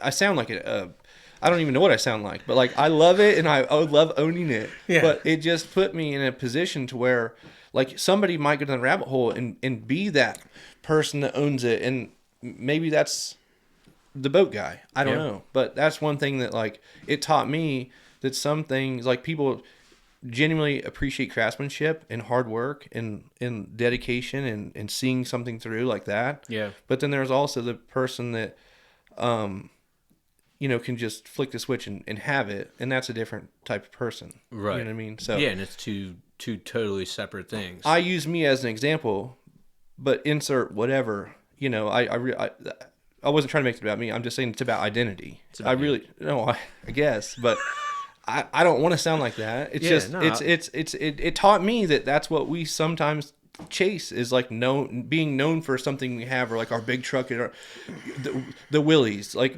insert whatever. But yeah, like you want to be known for something, and it's like I just want to be a regular guy. Like yeah. how do you treat me when you don't know I have anything? Well, like we talked about before we started all this was like, like I guess there's just multiple kinds of people, right? And you got some people who say like, "Oh, I should be in charge," right? And those are generally the people who are like, you know what I mean? Like you're saying of like maybe they didn't work for it or whatever. They would be the people that you perceive that you don't want to be perceived as, kind of. You know what I mean? But yeah, I don't know. There's always people like that. Yeah. Yeah. I don't even know how we got on the subject of the boat, but identity and wanting the next thing, I Yeah, think is just what it was. because The next thing, I think, the next thing, the yeah, next thing. because I think especially when you're talking monetarily, it's important to have goals. It's important to see things that are outside of your bubble so you can strive. But it's important to also be satisfied. You know what I mean? Like with the smaller things, not that like, because we should all have goals and we should strive. You should work, you know what I mean, for things. I agree. And try to like accomplishing goals, no matter how small or big. It gives you that same dopamine hit that, you know, buying stuff for Christmas does. So, yeah. Yeah, I don't know. It's something I think about quite a bit, though. I'm just as happy with my, and that's what pisses me off the most, dude. My shitbox Jeep is my favorite vehicle. Like, Yeah. I just Smiles per dollar. it pisses me off though because it's the cheapest thing I own. It's the shittiest thing I own. But for me, I love everything that like about it. I love that it's shitty. I love that when people see me in it, they think I'm scum. Like they're looking at me like this scumbag is driving this junk Jeep, and I'm looking at them like they probably can't afford that Mercedes. You know what I mean? Like it's like Yeah, they're buying killing it's themselves. like buying the Versace wallet or whatever. It's like how much money did you put in the wallet versus walking around with it in your pocket? You know what I mean? That's a good Like, one. I haven't heard that one before. That's good. you know what I mean? I like It's that. the same thing. It's like, but also when somebody slams their car door into my Jeep, I look at them and like, I literally would like open mine and smash theirs twice as hard. I don't care. That's the cool thing about it. Like, I dare you to run into it. You know what I mean? I think that's why I like it the most. Like, that's what. You know what's funny to me is I equate all my stuff to like a mechanical thing, like with mechanical sympathy and like the looks of it and stuff. But like deep down, I love the cool stuff and craftsmanship and high quality paint and all this stuff. But like, I don't want to own it. Isn't that so weird? It's so weird. No, because I love looking at nice things. Me I mean, I too. like to go to the car show and see the paint jobs and whatever chrome. I can't have that. I'm gonna trash that. You know what I mean? Like, Dude, I've seen you ride your Harley down a gravel road, dude. I got a video of it. that's the least you've seen me do. Dude, oh, yeah, I've seen it thing wrecked and totaled. Dude, I got pictures for days of that thing on my phone. Smashed. Just looking all kinds of different ways. Dude. I don't know, man. I hope that doesn't sound too preachy or whatever. That's just how I think, man, sometimes. And No, I love it. You know what I mean? I wouldn't have known, though. I wouldn't have known until I did it. Yeah. And that's why I named this Earned by Experience, because everything I do is an experience that teaches me something. And maybe I'm just a dumbass and people knew this whole time, but I really take them to heart. Like everything I do is like meaningful, and the experience that it teaches me sticks with me forever. And Did that start leaves- with how long? Like, when did that start with you though? Has that been something like a quality that you've had like when you were younger? Nope. Or is something that you Bro, it started. because like we talked about earlier, of like where I've done this same thing for so long. I now can see it, especially with younger guys coming in and me showing them the ropes or whatever. I tell them all the time about stuff, and I'm like, I didn't do that. I didn't do this when I was your age. Mm-hmm. I do this now, and you'd be a better tech. You'd be better off if you do it that way, right? But like, I think back, I wasn't doing that at their age. You know what I mean? So this is just like experience trying to be passed down. But yeah, there's a lot of things I think that as I got older became more important in like my professional life and stuff like that. Of like where I don't know, it wasn't early on, whether it was personality or lack of foresight or whatever it is. But yeah, just no matter what it is, learning through experience is super important, and I think it's a great subject or Mm-hmm. like title because anybody can talk about it because we've all learned through your experience. Like no matter how old you are, you've gotten here and you've learned a lesson along the way. Good or bad. Yeah, absolutely. And I think the sooner that you figure it out, the better you are. And it took me a long time to figure it out, but Mm-hmm. I'm living that life now and trying to learn from my mistakes and I'm learning from the good and the bad. yeah. It's like a self-diagnosis of things. Like I've constantly critiqued myself of like either say something I'd do differently or something I'd do better, or like if a piece I made, say I could make it again twice as fast, or if I would do a dimple die or bead roll it or whatever. It's like this constant battle with myself of like, can I push it to the next level? But honestly, back to your initial question when you asked me, was it always there? Yeah. No, it wasn't. It was a Yeah. learned thing that, like, one, I realized when I was working in residential HVAC that I was picking it up pretty quick. But I was picking it up quick because I was so desperately wanting to learn it. So, like, I was learning faster than I could ever learn because I wanted to. Like, I actually wanted to. It wasn't because I was forced or I went to school because I couldn't excel at school. Absolutely. I graduated barely. Does that make sense? Yeah. I wanted to learn it. So everything I read, it actually stuck. Did you want to be better at your craft or did you want to get home sooner? Do you want to like get this job done so I can go home and do my thing or be with my family or whatever it is? Or did That you? came later. That that came years Yeah. later. So like Okay. once I did residential, I just wanted to learn, and I was so willing to stay late, work all hours of the night, dude. I remember working until you done it, Oh hundreds of yeah. hours a week. You're killing yourself. But I just wanted to learn so much, so that way I felt like adequate enough to have the van and be of service and actually go in there with confidence. Yeah. That's where I was when I was younger too. The same thing we talked about earlier. Just that, whether it was a cultural shift or a Mm-hmm. economic shift or whatever it is, where things I think are a little different now. And I felt a lot of pressure at a young age to excel and like prove your spot on the roster or whatever it Right. is. And at the time, the boss is trusting me, and I'm like, I want to rise to the occasion, man. So like that's probably the same with you. And what's funny is we intersected, but we never knew each other. Yeah. Like until years later. Yeah. But it was one time.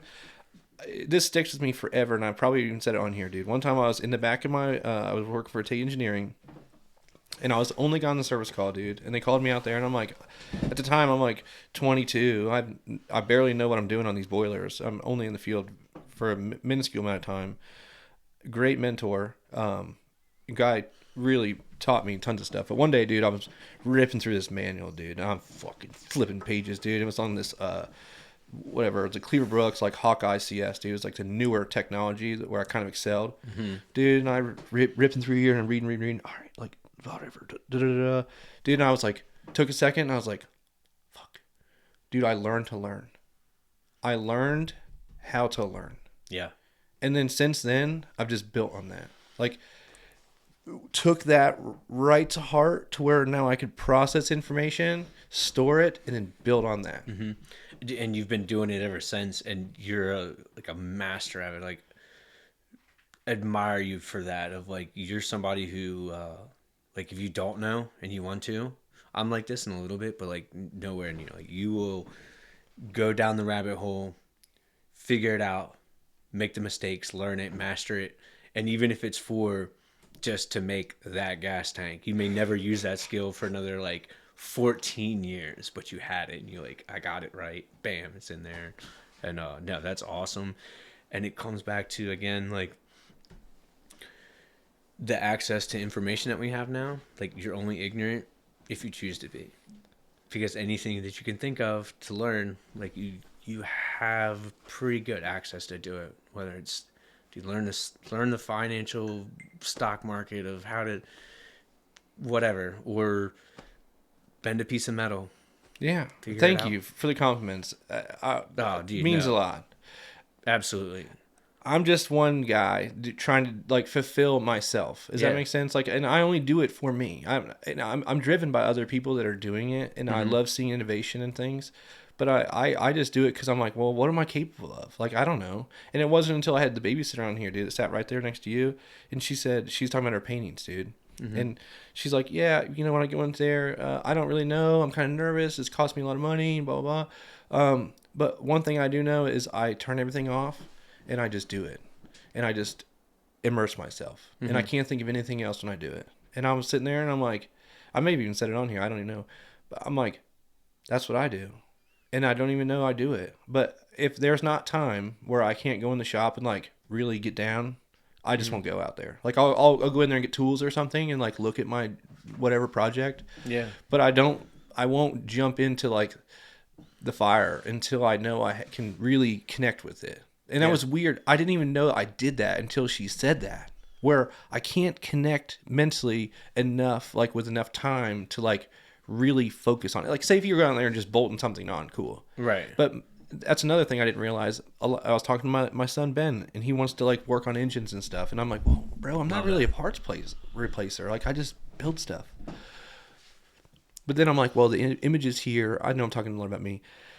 Don't mean to, but that's where like a lot of the self-diagnosing and the things that I think about where I have to immerse myself, or it's not a simple like bolt-on project. Like if you had bolted the beadlock ring on, I could do that and stop It's at any point. it's brainless, and But some of the things that I just can't, and I wouldn't even have known that until she said that. And I know that what I do, but I just didn't realize that's what it took to do the things that I do.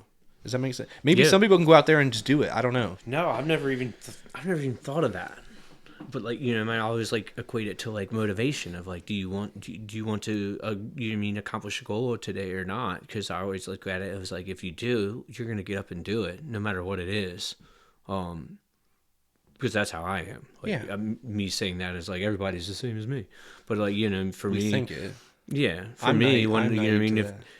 there's like stuff I got to get done, there's stuff I need to get done, and then there's like things in between. So what gets done at the end of the day is the stuff in the morning that I get up and I'm like, that's what I'm gonna get done, and it does. But if you don't like focus on it, accomplish its goals, then you're wandering around aimlessly. And I think a lot of people are doing that nowadays. Of like, you get overwhelmed with things because you have a bunch that you have to accomplish, instead of looking at them and just like knocking them off one at a time. It's like, I got too much to do. How about I don't do any of it? It's easy.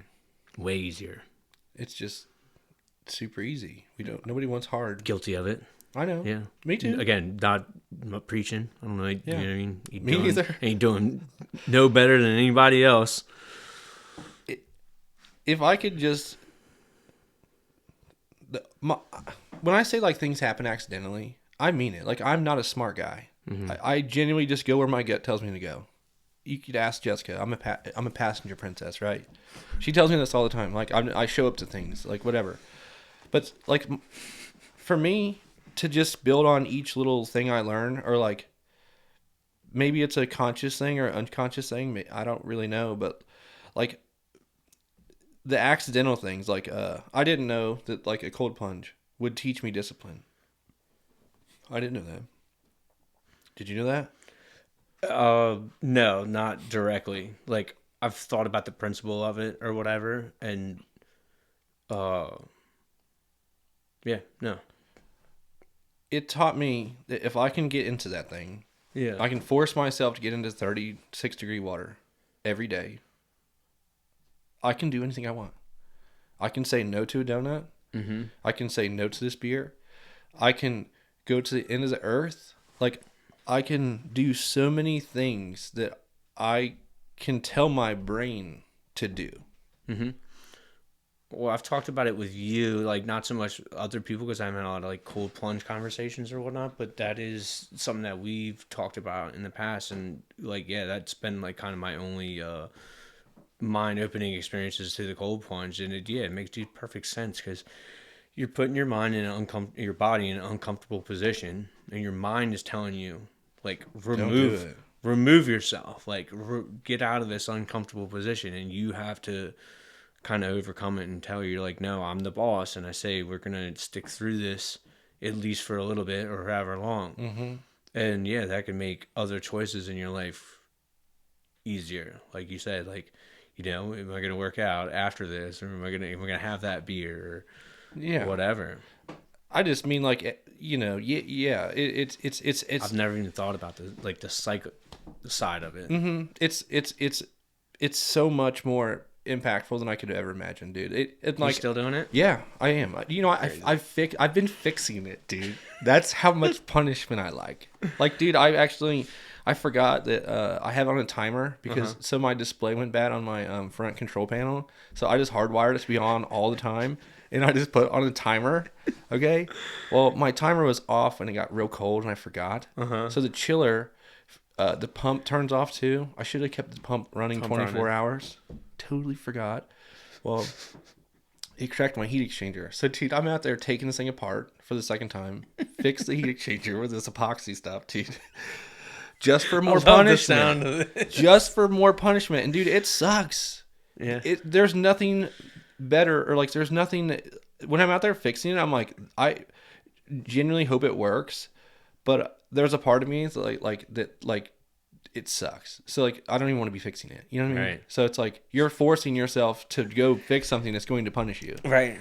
That's a different kind of suck. But I never knew.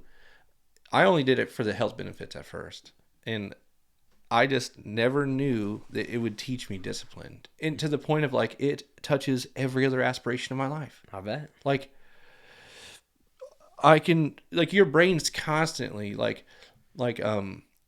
you know, shit, we're out of milk, or like, you know, late, whatever. We do too. We're like, oh, we'll get gas in the morning. Like, no, just do it now. Dude, just suffer now. Like, whatever the decision is, your brain's like, it tries to justify it. And what's the difference? Because you're gonna when have it's getting to gas, do it, dude. You gotta get 23 gallons of gas no matter what. Right. So now or later, either way. But it's like we somehow justify. It's just like getting up on time. I'm guilty of it. I know we all Have you ever are. brought me gas on the side of the road? Never, dude. Yeah. I don't know, dude. I just, not that I don't. I keep going back to me on this stuff. I don't want to, but it's just one of those things where if somebody hears that or you like want to get into cold plunging, dude, it'll teach you so many things about yourself you didn't know existed. That, like, you can push yourself beyond what you think you like. There's another pull up there. Like, there's another insert whatever. There's the drive to pick up trash. Like, there's all the things that your brain's like, no, don't do that. It'll do it. You'll do it from now on. And you'll be it's all right. law. You'll be all right. It's law. Like, whatever you say, you know what? I'm going to do this. I'm going to shoot a bow until I'm fucking good at it. Guess what? That's what you do. There's no other way. So if you continue the cold plunge, if you bitch out after the first week, it won't happen. Then guess what? That's not how it works. Yeah. Sorry. You can't do it for a week. You got to continue it, I guess. Heck, I'm 3 years into it, dude. Yeah. So, anyhow, I gotta take a break real quick. Yeah, dude, let's piss. Dude, I did pull this video, though. I'm going to get on the tangent of rock bouncers climbing Cable Hill so we can watch a couple videos. You'll like this. It just launched the other day, and I don't even know why, but I was like, it was firing me up listening to engines fucking ripping, dude. But let's see if it'll play. It's like something I was thinking about earlier before I came over here. It was like, it's like things you don't get tired of, kind of. It was like it was a big long thought process, but like things you don't get tired of. And it's just like, dude, I could just sit there and watch like turbos bounce off a two-step like all day. It could be the same turbo just going and all day, and I would just go like this and just watch it. Well, you're going to love this because this thing is I don't know if it's turboed or if it's I think it's supercharged. Is it a buggy? Yeah. I found this clip earlier and I was like, dude, we gotta watch this. This thing is badass. It's a buggy or a bouncer? Is there no difference? No, it's a bouncer. Okay. So like mine's a buggy where this oh right. These are the ones that just do it. This is 30 miles an hour faster. Yeah, this thing's badass, dude. Hopefully it loads.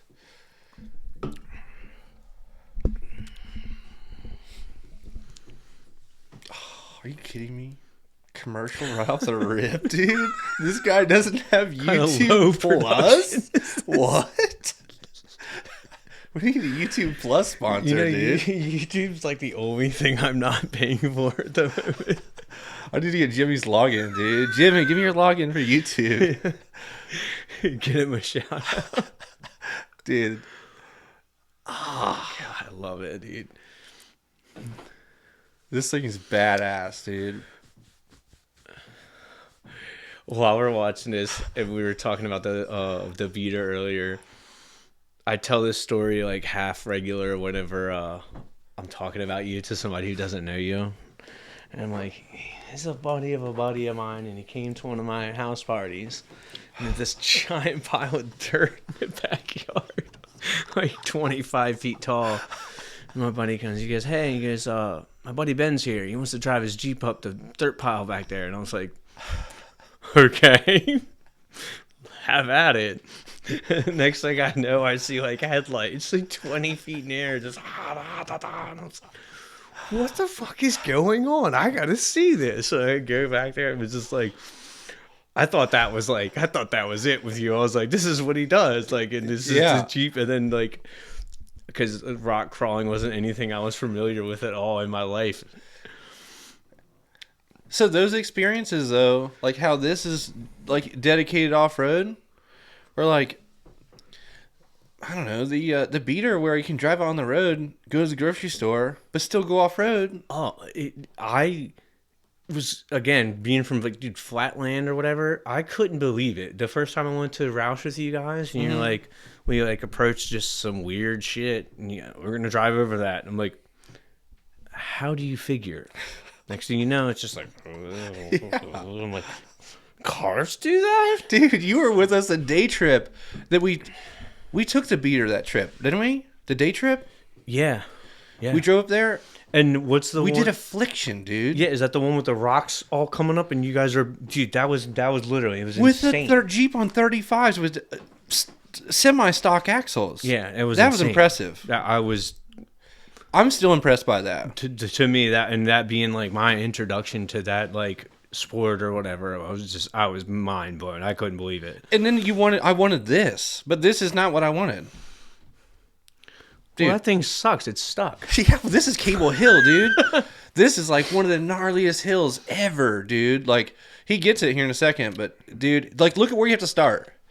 Look at how far back with speed. Yeah. And it's so crazy too, because if you haven't done it, like if I had never been on trips with you guys, you'd have no appreciation for this, because videos do it zero justice. Right. Look how violent he's getting thrown around, dude. And he's grabbing gears. He's in third gear right now. Honestly, those tires are cooking. Dude, he's in third gear. Look at just hitting. Like, he almost had it. It's so sick, dude. So what, like 3 or 4 more years? You gonna have one of these? This level is not to me, dude. This is big money stuff. Yeah, it's crazy. Look at this, just hundreds of dollars coming off in smoke. I was gonna say, he's just cooking those tires. Which is cool if this is all you do. Absolutely, if it's your thing. Dude, if this is all you do and you lived here, this is me. Or if that is your hobby. This is me. Yeah. But I just don't live there. Like, I don't want to live there. Right, yeah. If you lived in Moab or, like, in West Virginia, yeah, it would make way more sense. Dude, look at the exhaust is glowing. See it? Yes. See the winch mounted on the axle above the steering ram? That's a 12,000-pound winch, dude, honest. Oh, he gets it. That is insane.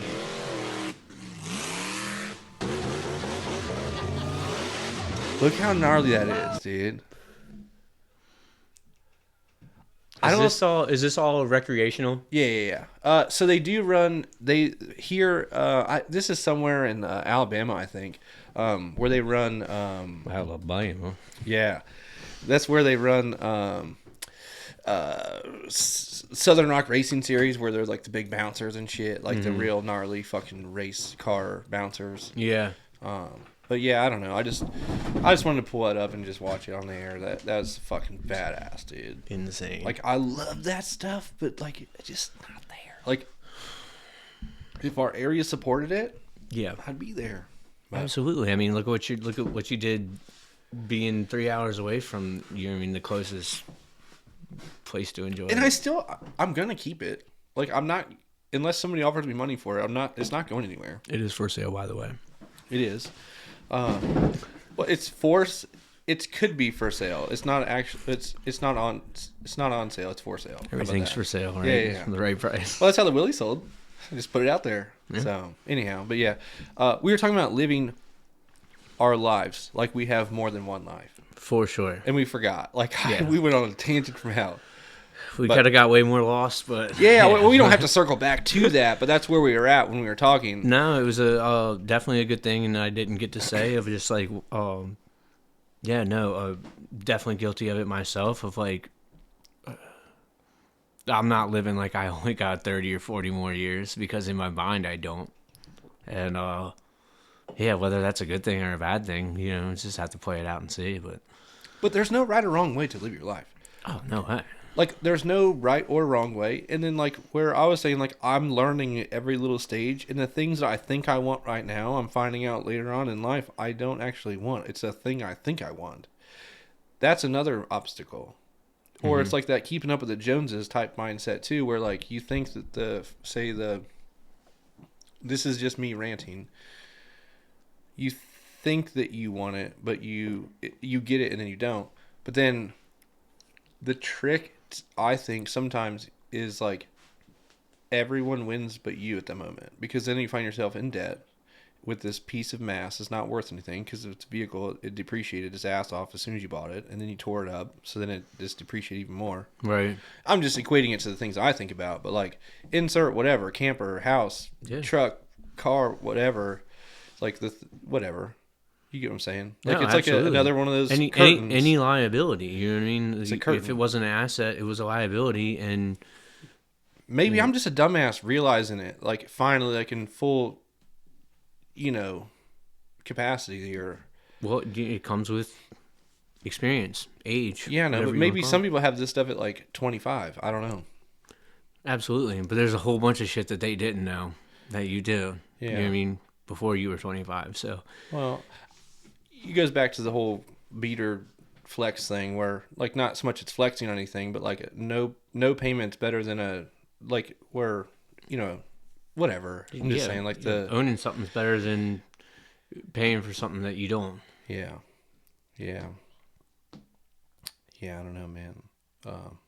I don't know. I've been actively trying to live like not like I'm dying, but like I hope there's eternity after life, but at the same time, if there's not, I want to find my full potential now. Yeah. Well, it's like you said, it's not like YOLO of like blowing money and making reckless decisions, but making the most out of the time that you have, and like.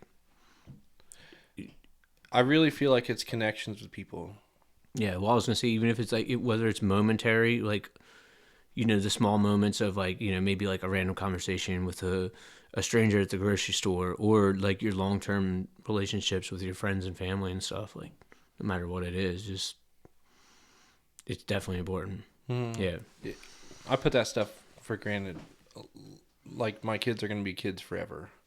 Yeah. And then I realized one day I'm going to know them as adults longer throughout my life than I'm going to know them as kids. And it scared the fuck out of me, dude. That's a crazy way to think of it. Like I don't have kids, so I don't never thought about it like that, but that's true. Yeah. Over time. Like my dad knows me more now as an adult man. Yeah. Than he does when I was 8 and 6 and 4. Mm-hmm. Because that went by like a blip. Yeah. So it's like we take that for granted every day when we watch our kids go to school. And Yeah. then next thing you know, we're like, cool, they're 18, and then now we know them. Like, does that make sense? Yeah. Like, where I've known, this is back to me. I don't mean to, but I've really made it a point to like get to know my kids through their ages and know what they need and what they like. What like. Yeah. It's just a weird way to think about it, but it scared the shit out of me one day when I was sitting there thinking about it, and I'm like, well, shit, my dad only knows me as a man now. You know. Yeah. Man, I never thought about it like that. Didn't mean bring the mood down, dude. No, But it's not bringing it down. It's crazy. just, dude, food for thought. That's Yeah. like, again, what you get from having Looking at it both ways. Yeah, and having a conversation with somebody else who's looking at their world through their eyes and not Yeah. yours. You know what I mean? Like, oh, Jesus. And I don't know anything, dude. This is just all things that I think about, and then I put it together, and then I'm like, it's another one of those curtains. And say I wouldn't even have known that, and I wouldn't have taken it to heart. Say if I just put my kid in public school and just watch him go to school every day, because then I'd have that disconnect where I wasn't disconnected with them. Mm-hmm. So that's kind of like what made my brain start to process even more about that type of thing, because we just watch them go to school, and then we come back and they, hell, they're 8 hours older now, like, or whatever, and then insert hobbies and stuff and aspirations they have, and it's like, Yeah, you grow up quick. it's a weird way to think about it, isn't it? Yeah, for sure. I never thought about it like that. And I've thought a lot about, like, me and my dad spend a good bit of time together nowadays. And we talk about all kinds of stuff, and I tell him all the shit that he taught me as a kid and stuff, like stuff he taught me when I was really young. It's stuck with me to this day. And a lot of stuff that was impactful for me, dude. Hell, I was hot when I said that, Ricky. That's all I can think about, dude.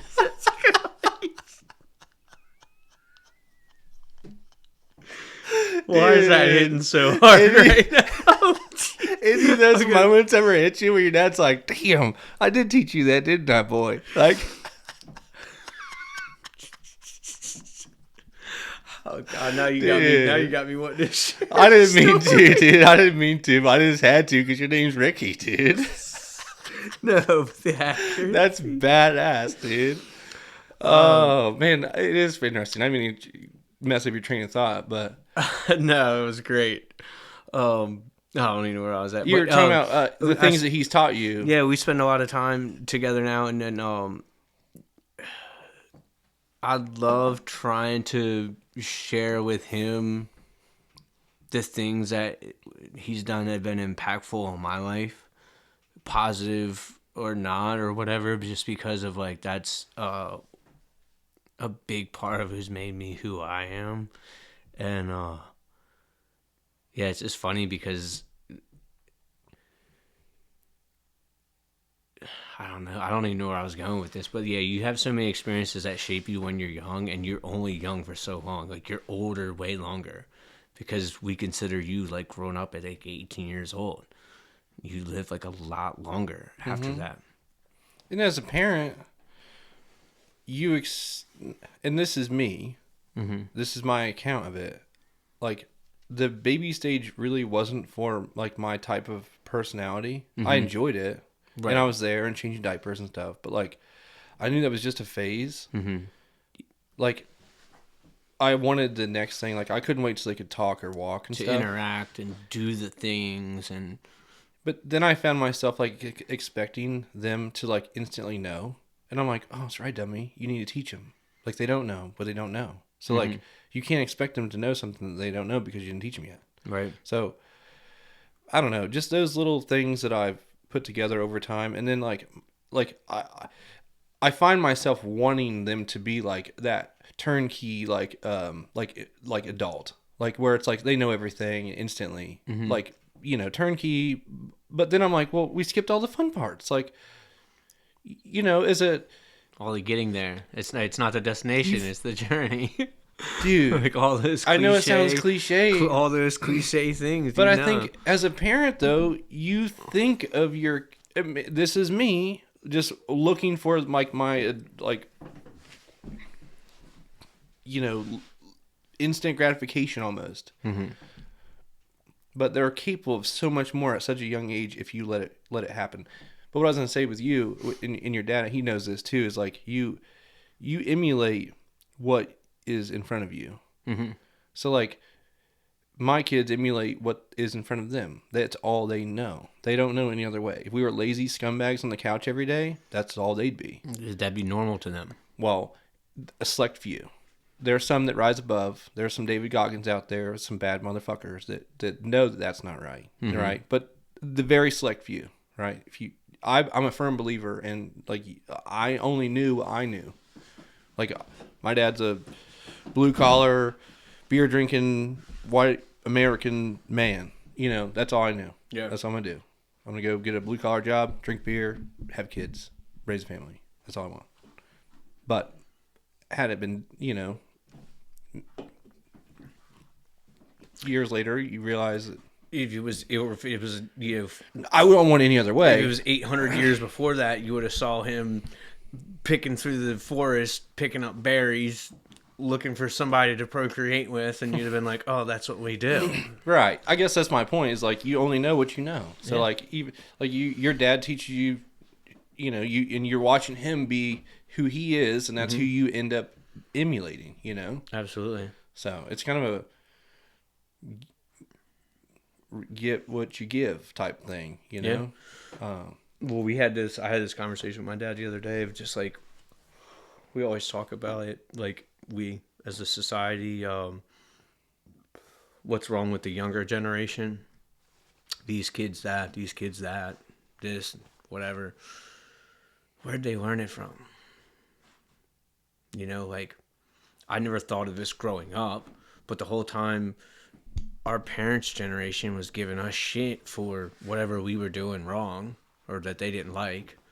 Where did we learn it from? You know what I mean? Like, we were raised by you guys. So, things that you don't agree with, like the younger generation doing or whatever, maybe it's like we always got to step back and just take a look at ourselves of like the next generation that we're molding. Because, yeah, you are the example, and they won't know what they don't know. They will only know what they see. And Right, but the younger generation is exposed to different apps and different platforms and different social medias and their phones. And, like, dude, now everyone's literally looking at their phone constantly. They're stuck on Snapchat or TikTok or insert whatever program. And it's like they don't even know what this feels like. yeah, They wouldn't have the mind capacity to sit here and do this. Like, it's probably foreign to them. oh, it absolutely is. I have this conversation all the time. Do you remember when we were kids, you go to your friend's house, whether you walked there or you rode your bike or whatever, you didn't call. You just go knock on the door. Mm-hmm. Who's going to answer? You don't know. Dude, could be drunk stepdad, the mom baking cookies, could be your friend. You didn't know, but you had to go up there, you had to knock on it, your heart's pounding. Scary shit. Who's going to be? Hopefully your friend. I can just sneak in. But it wasn't always. And yeah, dude, not too much younger after me, it turned into like, you just like, I'm outside. You never knocked on it. You don't knock on doors anymore. It's like weird. If somebody knocks on your door, the first thing you know is what the fuck's going on? Why is somebody knocking on my door? But that got us okay with that uncomfortableness of like, you got to be able to work past that to do this, especially with strangers or anybody. So yeah, another thing that we're losing through technology. Yeah. What's cool though is there's upsides to the technology and there's upsides to the new generation because they're better at things that we're not. Oh, you know what I mean? So absolutely, their network is infinitely larger than ours, like almost automatically. I'm just saying that there is plus sides to it that go along with the ways of the world today. So I can't fault it for it. It's just how the things is moving. No, but now we're the old guys that are like looking at everything like we're the Red Foremans. Oh yeah. What's funny though is like I don't look at myself and think of my age, but realistically, like if you saw a 20-year-old kid look at me, he's probably looking at me like, I don't know what he's looking at me like, but I'm definitely not an 18-year-old kid like I feel like at heart. With my one life I think I'm living. So, oh yeah. Or, my multiple lives I think I'm living. Yeah. I So go through it with the guys at work all the time, and we talk about it. Like they came into the industry in a different stage of their life than I did, but I always have to step back and like think about maybe how they're looking at it, because I'm still looking at it like I'm a 16-year-old kid. You know what I mean? Fixing air conditioners or whatever, but I'm not. You know what I mean? I'm in a way different, way more senior position now than I was then, whether I feel like it or not. Like, so, like you're saying, like, I don't know how they look at me. Like, when I think of it instantly, I think of it like peers, because to me, I'm their age. I'm not. I'm way older than them. See way the more experience. see the world way differently than they do. You know what I mean? So, but yeah, that's a mental disconnect. That's the mental dysmorphia that I have. I think physically and mentally. Like, I think I'm skinnier and I think I'm younger. Sometimes, though, like you said earlier, ignorance is bliss. You Hell know, yeah. it makes you more humble. It makes you connect better with them, and it makes you more personable. So, like, it's got its upsides, but there's also the thing that I lack, and I feel well. Maybe I don't lead anybody else other than myself, and I think I do a good job of that. But like, Yeah. I don't have like Well, a you've gotten here. yeah. But I'm also still a dumbass at the end of the day. Like when I've learned something so simple, I'm like, you dumb motherfucker, dude. You dumb ass motherfucker. But Oh, like every day I learn something that goes, why did it take that long? but there's a damn it, I lost my train of thought with the the leadership Oh where yeah. like there are skills that you possess to lead humbly like you do naturally, but then you have like say like leadership conferences and like all of these other things that like say a leader does, you know what I mean, Mm-hmm. like say you're it's not in your head like to be a leader, like you're just being a good employee, you're doing the things that You don't think you should be in charge. well, but you naturally rose to that position. Right. But I'm just saying, like, you're not out there chasing like that next big thing because you're not really. Well, I'm putting words in your mouth. I don't know, but this is me. Like, I would like to know more leadership things, like how to lead a team and things. I think I do naturally, but there's also that thing that I don't. I'm not in a leadership position to like go team building and like things like that. To I where, mean, maybe not like professionally in your day to that's what I day, mean but professionally. you are, you're a co-leader of your family, Right. I'm not so looking for you to give me reassurance. I was just yeah. saying that, like, when you think about yourself, you're doing those things naturally. That was my point. We're not out there seeking, like, Yeah. this leadership role to, like, Oh, be absolutely put in not. that position of, say, like, the manager. Oh Like, yeah, does that no, make not. sense? Oh yeah, not at all. I literally went from being, like a lead tech to, like a manager of techs, Mm-hmm. and for me that jump was so fast because I work at a small company. It was no like, oh, you climb the ladder, we push you up into management. It went from like me taking care of everything that needed to be fixed to just making sure that everything needs to be fixed is getting fixed. And leadership wasn't something that I was ever looking for, or like even really thought I was something I would have to consider. It kind of just was like an evolution of where I was at. And yeah, I don't know. Yeah. For me, it has been super organic, and I've tried to uh, take like all of my learning experiences and how I've learned, even though that's super personal to me, and like put that forward to when I'm teaching others, and just like we're all working towards the same goal. So yeah, how are we gonna get there? Yeah. I feel like if you did formal leadership stuff, you would be a different type of leader. Like where Yeah. it's like more like less personable, more like you get what I'm trying to say. Like it's like if you came in there as the manager that was this leadership badass, like I'm saying the word leadership. I just mean like it's badass that you're doing it organically. Is my Yeah. point. The whole story is like, you know, luckily there's no right or wrong way to do it. So, it, humbly you're doing it. So, Yeah. yeah. Yes, definitely something weird to navigate for sure. Yeah. Did you like want to do it, or did you see yourself doing it eventually, or did you always just want to be a tech? No, I like as a young man, I always just want to work. Was me a tech. It's easy. You know, go to work, fix problems. You go home. The older I got, the harder that gets. You know what I mean? So what I saw, it was so crazy because it's been an organic evolution for me of doing something since I was so young and then doing this same thing for so long. Yeah, it's just been organic. So I don't think I do absolutely when I started, I never saw myself as like, oh, I'm going to do this and become a leader in this position because I was so young when I started. This was just like a summer job of like something to do, make money. It evolved into a career of something that I saw was going to take me to the places that I wanted to go or whatever and accomplish the things that I wanted to do. So I just say, I guess, no, I definitely didn't see it, and it was never like a goal of mine.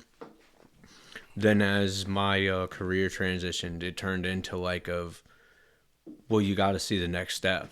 You know, you got to like, you can't tech forever. And yeah, let's just be the next evolution of it. Yeah, I never saw myself as a leader or even as like a teacher of something. But then I put a bunch of work into it and I mastered something and now I see it as something that I do have a knowledge of. And honestly, dude, I'd love to like quit working one day and go and be a teacher at like the vocational school or something Mm-hmm. because my VOTEC teacher made a huge impact in my life. Like one of my few teachers that I can look back on and say like they had a huge impact on my life.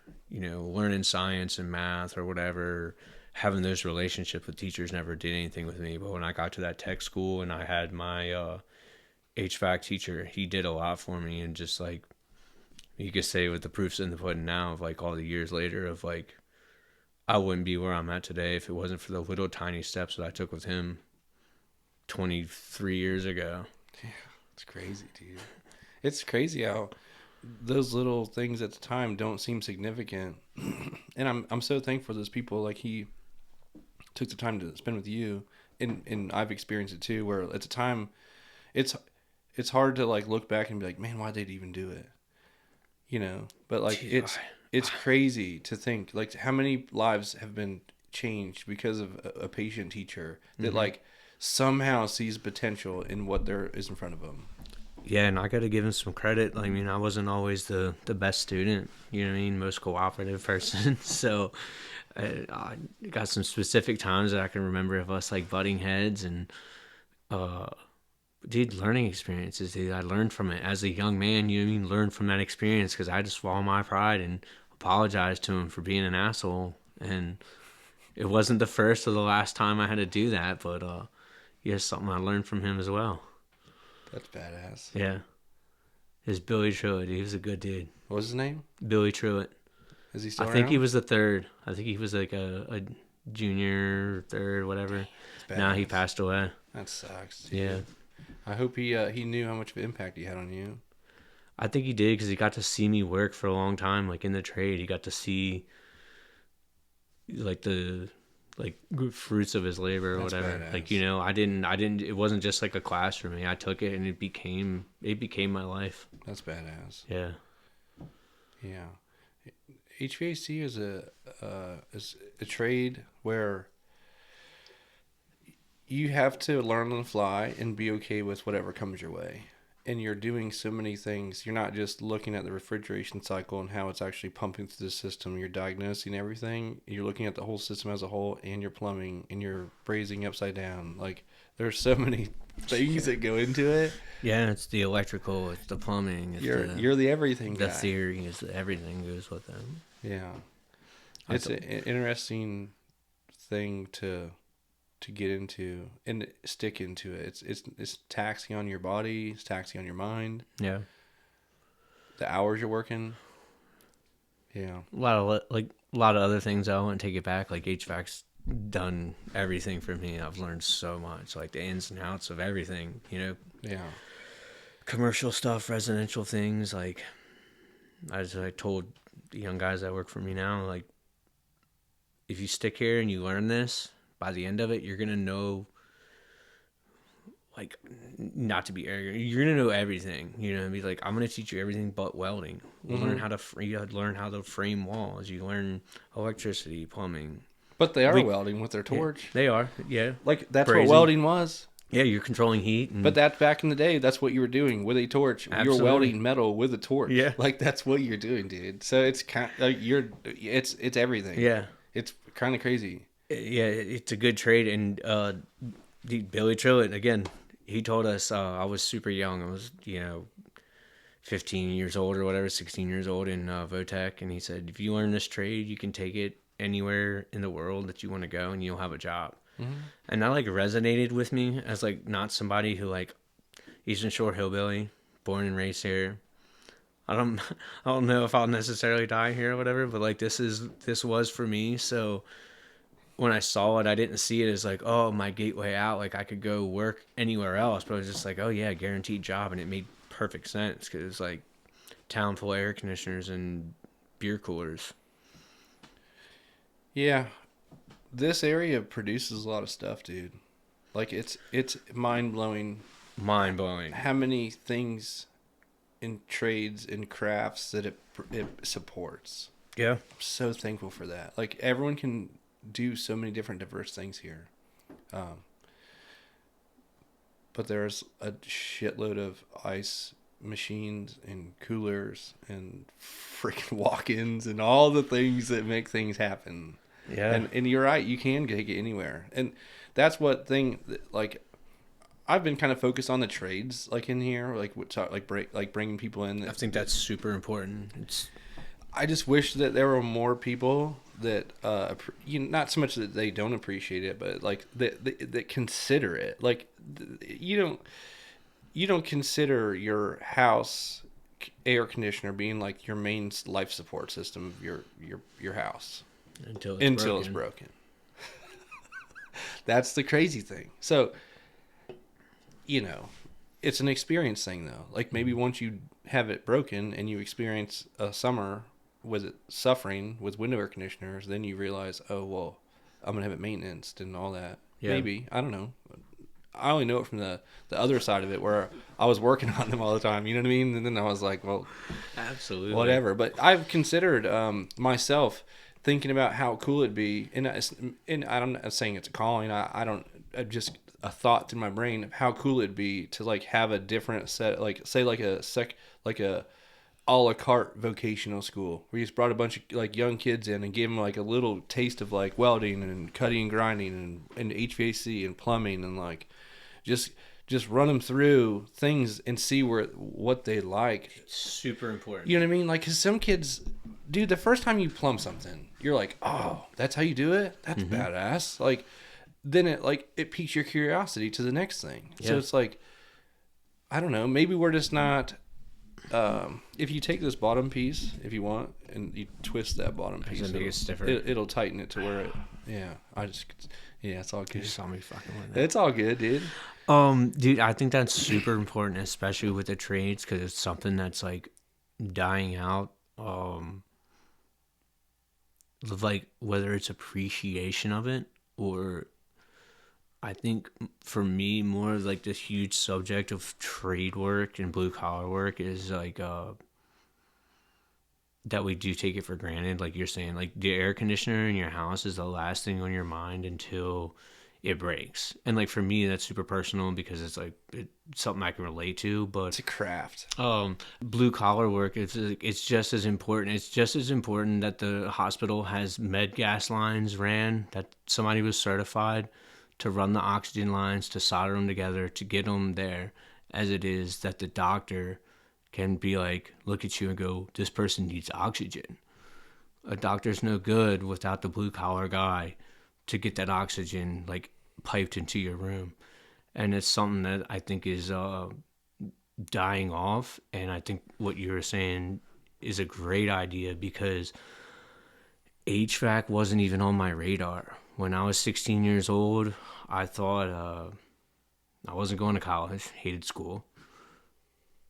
I took the ASVAB, thought I was going to join the military, but I found HVAC because I went to vocational school. I took auto mechanics because I liked cars. I was like, yeah, I can work on cars. Hate working on cars. Working on cars sucks. But if you're an HVAC guy, chances are you can work on cars. Probably. And you know what I mean? But I'm saying, as I'm far not as like, yeah, I'm not a mechanic, and I can fix my car when it breaks. But for me, it was like going to Votech taught me though that even though like at the time I was passionate about cars, I was into like low riders and like all kinds of stuff, and I thought I liked cars. Didn't know that I didn't want to work on them. Learned refrigeration. I was like, oh, this is way less greasy and shitty. I can do this. I can deal with this. So to touch on what you're saying, dude, that'd be great because, yeah, some people love grinding metal. Some people, love doing certain things, and you just don't know until you know. that's my point. You So learn it's through like, experience. that's my another point is like, well, and I'm watching my kids and I give them, actually my wife can take credit for this. She's the best at this, where she'll sign them up for like a camp or like a pottery class or a insert whatever. And dude, we've done so many different things where it's like a tennis camp, baseball, softball, whatever thing that they like sticks, and then they get a little taste of what it is, and then they know where to focus their efforts. Like my kid Ben he's into robots and drones. Okay, he's gonna find somewhere in coding, dude. He's a coding machine. He can code robots to do shit. Fucking sick. He's 10. It's fucking badass, dude. I don't even know what a code is. Right. He can take this. It's called an M-bot, but he can take it and he can manipulate this thing. Can like go down the floor and stop, turn right, go down there, stop, like back up. You know what I mean? Like he can make it say words, and like it's a really cool thing. He's good at it. He's made his own video game before. Okay, like my point is he gets to test all these little things and then figure out what he likes. Yeah. And out school, like where there's this whole another thing for anybody listening. This is badass. I didn't know this existed. There's a whole online world of classes that are offered, like even for adults. It's called Out School. So like if you want to learn Fusion 360 or SolidWorks or whatever, you can go on there and you can take a course and be more familiar with it outside YouTube, right? Like plus there is YouTube.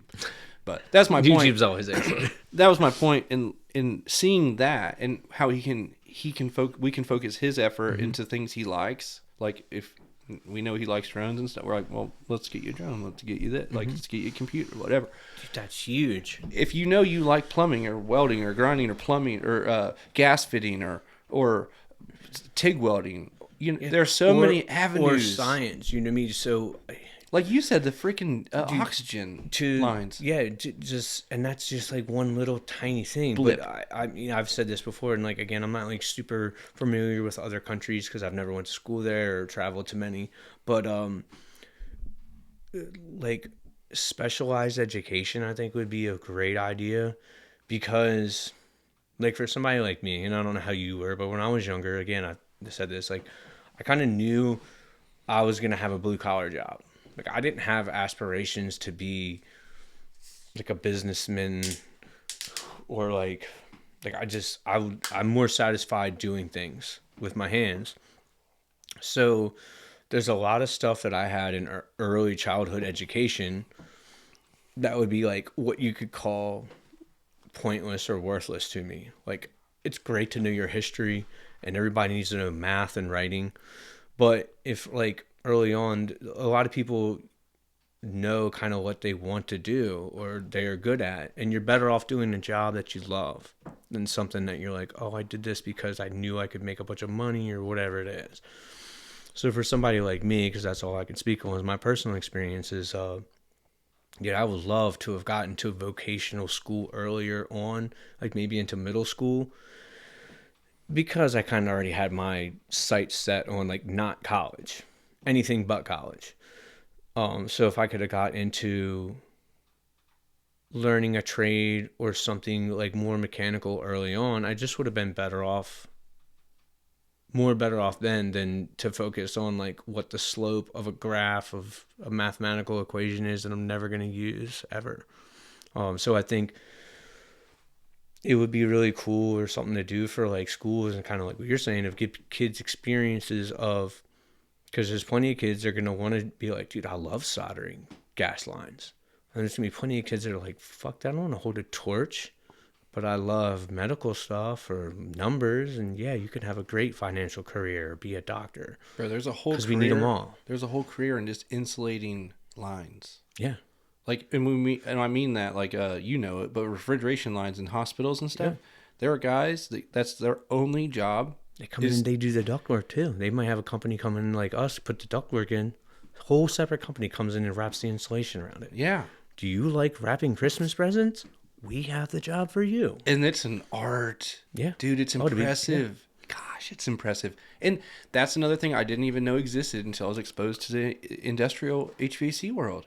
Like, you literally don't know what you don't know. So, like, you don't even know there's a career out there. Some dude's flying around in an airplane, going to these different hospitals that are doing these projects, getting insulation put in. It's mind blowing.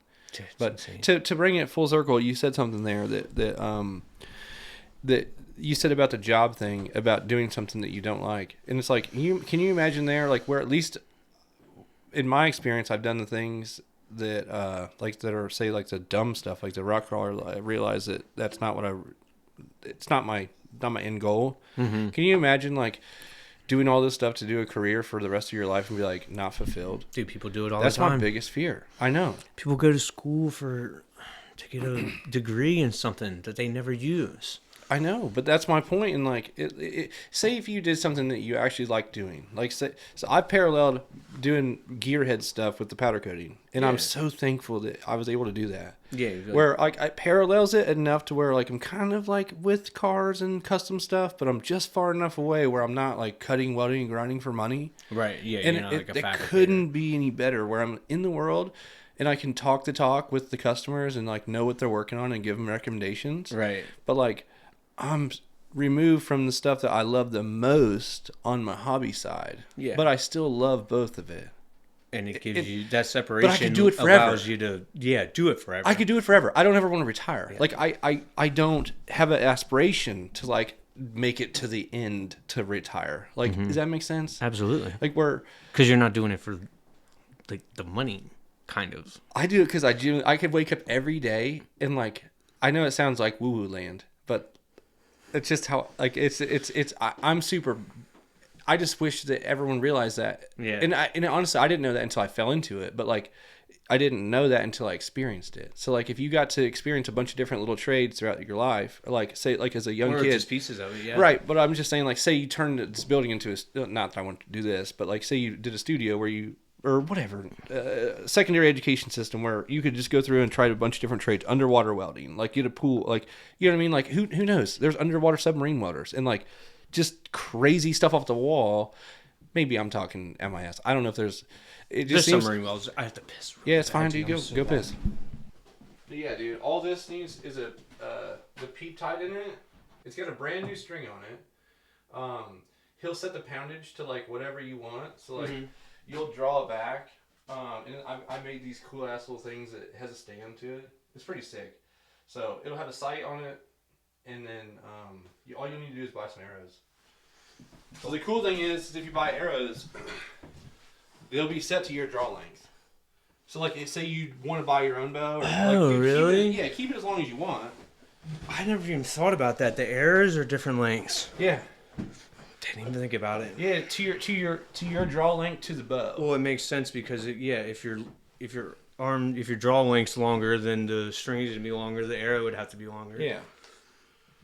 Which is cool because I actually have a bunch. Really, I could just give you and just cut them down. You still fletching your own bows? Oh yeah, dude. I'm ate up over it. I can't wait to get into it because I know that I'll have like a wealth of like a bank of knowledge to go to. Dude, you're gonna relight my fire. The newer of the two techs that I have, he just got a Hoyt Torex right before they dropped the Enduro. Okay. And I just texted him the other day because I got back on there and I was looking at it, and it's been a while, and I was like, wait, they changed the names, they changed like everything, because I guess it's like their new line. Is it the Enduro's new? I think because they got rid of the Tourex Yeah. and replaced it with the Enduro. Yeah, I thought so. Yeah, I think it's not much different, but No, it's like minuscule, like new name. yeah, dude, I promise you, I'll find the site in the release I have that's for me. I like you asked me a while back which release I liked. Well, yeah, because I've through you, like the only person I know that really bow hunts, figured out that that's like an important part of it, or like a big part of it, and started doing research on it. And I was just actually looking at it the other night. Of just what are you using right now? My best recommendation for you would be to start with the index finger, just to get started. Make sure that you like it and you're on. But I would quickly go to my personal preference is a back tension. That's where you hold the safety and you pull it back and then you let go. Is your safety in the thumb? Yep. So you let go of the safety. You don't even see me do it, but it's like, say I'm here at my my anchor point, and you let go of the safety and you pull a little more, and that's when it goes. Right, because it breaks because of like the extra tension. Yep. Then you have a couple different ones. You got a hinge, which I don't know much about it. I think it's the same as mine, but what scares me is it doesn't, to my knowledge, I could be wrong. I'm not expert on these hinges, but I think it's the same concept, but you turn it and then it clicks and then it goes off at an undetermined time. So like you're just holding your pin, click it and let it rip. I don't like that. Not something I could do. Could be wrong completely. Yeah. But then Jessica also has a thumb button where it releases with your thumb. Like thumb pressure. Yeah. Correct. Which is cool. That would be cool. I almost bought one, but I went back to it. Yeah, to me, like coming from strictly firearms, the thumb actuated makes so much sense to me. Even though, like, the little bit of research I've done, I understand the whole concept of the surprise shot with the stretching. You know what I mean? That's the idea with the back tension. Which I totally understand. You remember the time that we shot handguns at my house? And I did the exercise where you didn't know that the chamber was empty, and cause that shot anticipation, like it's there. You have to fight it every day of your life. There's guys that shoot guns and stuff for 20 years, as you know, and to fight it every day. When I think of shooting a gun, dude, I'm not as disciplined with a gun as I am my bow. Like, I'm on there, and I'm just like, bink. Like, I don't. Yeah, you're jabbing it. Yeah. I don't. Like with a bow, they say like punching it, like it messes with your accuracy. Yeah, and it probably does. It has to, right? But also in a gun's like it's like an explosion going off in your face, so you want to like anticipate it more. I find myself with a rifle in like in a tripod, like when I'm deer hunting, dude. I have no problem just touching it off, and I'm not even remotely surprised. Like I'm like, it's so confident when it goes off. I'm like, I know that's dead. Like it's not going anywhere. Yeah. But I do see where with an index finger that like movement, like I don't know, or like I don't. Well, that intrigued me with the bow thing when I kind of got into it. Of like where everything I have is just firearm and this discipline. When I thought of it, I was like, oh, I could be perfectly still and manipulate my thumb in my mind. Well, I would say get it set up, get familiar with it with the trigger, index finger trigger release, and then slowly upgrade from there. Because then you'll figure out like things to do and your stance. There's so many other little things that affect accuracy other than your index finger going off that you don't realize it. I'm sure it's like firearms. You just start with the fundamentals. There's no cheating that. Like it's reps and doing it. And and then figuring out like what, I don't know, just figuring out like the pull of the bow, the break, like where the cam breaks over, like your anchor. But I will say if you're interested in a different release, I would start with it relatively early. So you don't like bad habits or weird habits other Yep. than like, yeah. Yeah. If you have any interest in like a thumb button or a back tension, I would probably go ahead and get the fundamentals down for like the first week with the trigger. Yeah. But I can't remember. I think that mine, it lengthens your draw length with because the trigger is so far It's out. moving forward and backwards, yeah. Well, but it's so far out in front of you. Uh-huh. Like where mine's here. Back, yeah. So Because like every inch counts when you're measuring yeah. your draw length. Yeah. My draw length I think is 31 and a half. I think it's pretty long. 31,000. Yeah. Got them long arms on me now. Got them gorilla arms, dude. But yeah, honestly, I tried to give it to Kirk. He wouldn't take it. But I think that it's just sitting there doing nothing, and take it, put a peep in it, and have that sight on it. Dallas will set it up for you. It ain't shit. And then a couple arrows. There's a quiver for it too. That's what holds the arrows, dude. You'll be shooting bullet holes. All you need is a target and some arrows. Yeah. It's something that I want to do, and like I said, I know I want to do it because I've wanted to do it long enough, and it just like, again, staying focused. Right now I got a bike I want to finish building, and I don't want to fucking do any other hobbies until that thing's done. I'm fighting that battle right now, where my Jeep truck is taking like some of my brain right now, Mm-hmm. and I'm finding myself less and less disciplined with my bow, and I've been making it a point to be like, I gotta push it back, dude. Get Like back into it. I gotta. Well, it's been super cold and hunting and things, so like I've made excuses where like the discipline's lacking a little bit, letting those little thoughts kind of come in and distract me, I guess. But The thoughts of getting out of the ice, you letting them win. dude, even though I'm doing the cold plunge, I'm lacking a little bit. So, but yeah, I find myself, and you might be the same way. I don't know. My personality might be just what determines this, but like, it's hard for me to focus on like multiple things at once. Like, and women are great at it. But this is another conversation that I could have for a while. Women are so great at this. Yeah. Why are they so good at multitasking? But dude, I can't even look at a text, or if I'm on ChatGPT and I'm like trying to figure something out, I will not listen to a single person somebody says next to me. I am so into this. So this will touch on like a couple of things for me. One of them of being like the lack of social media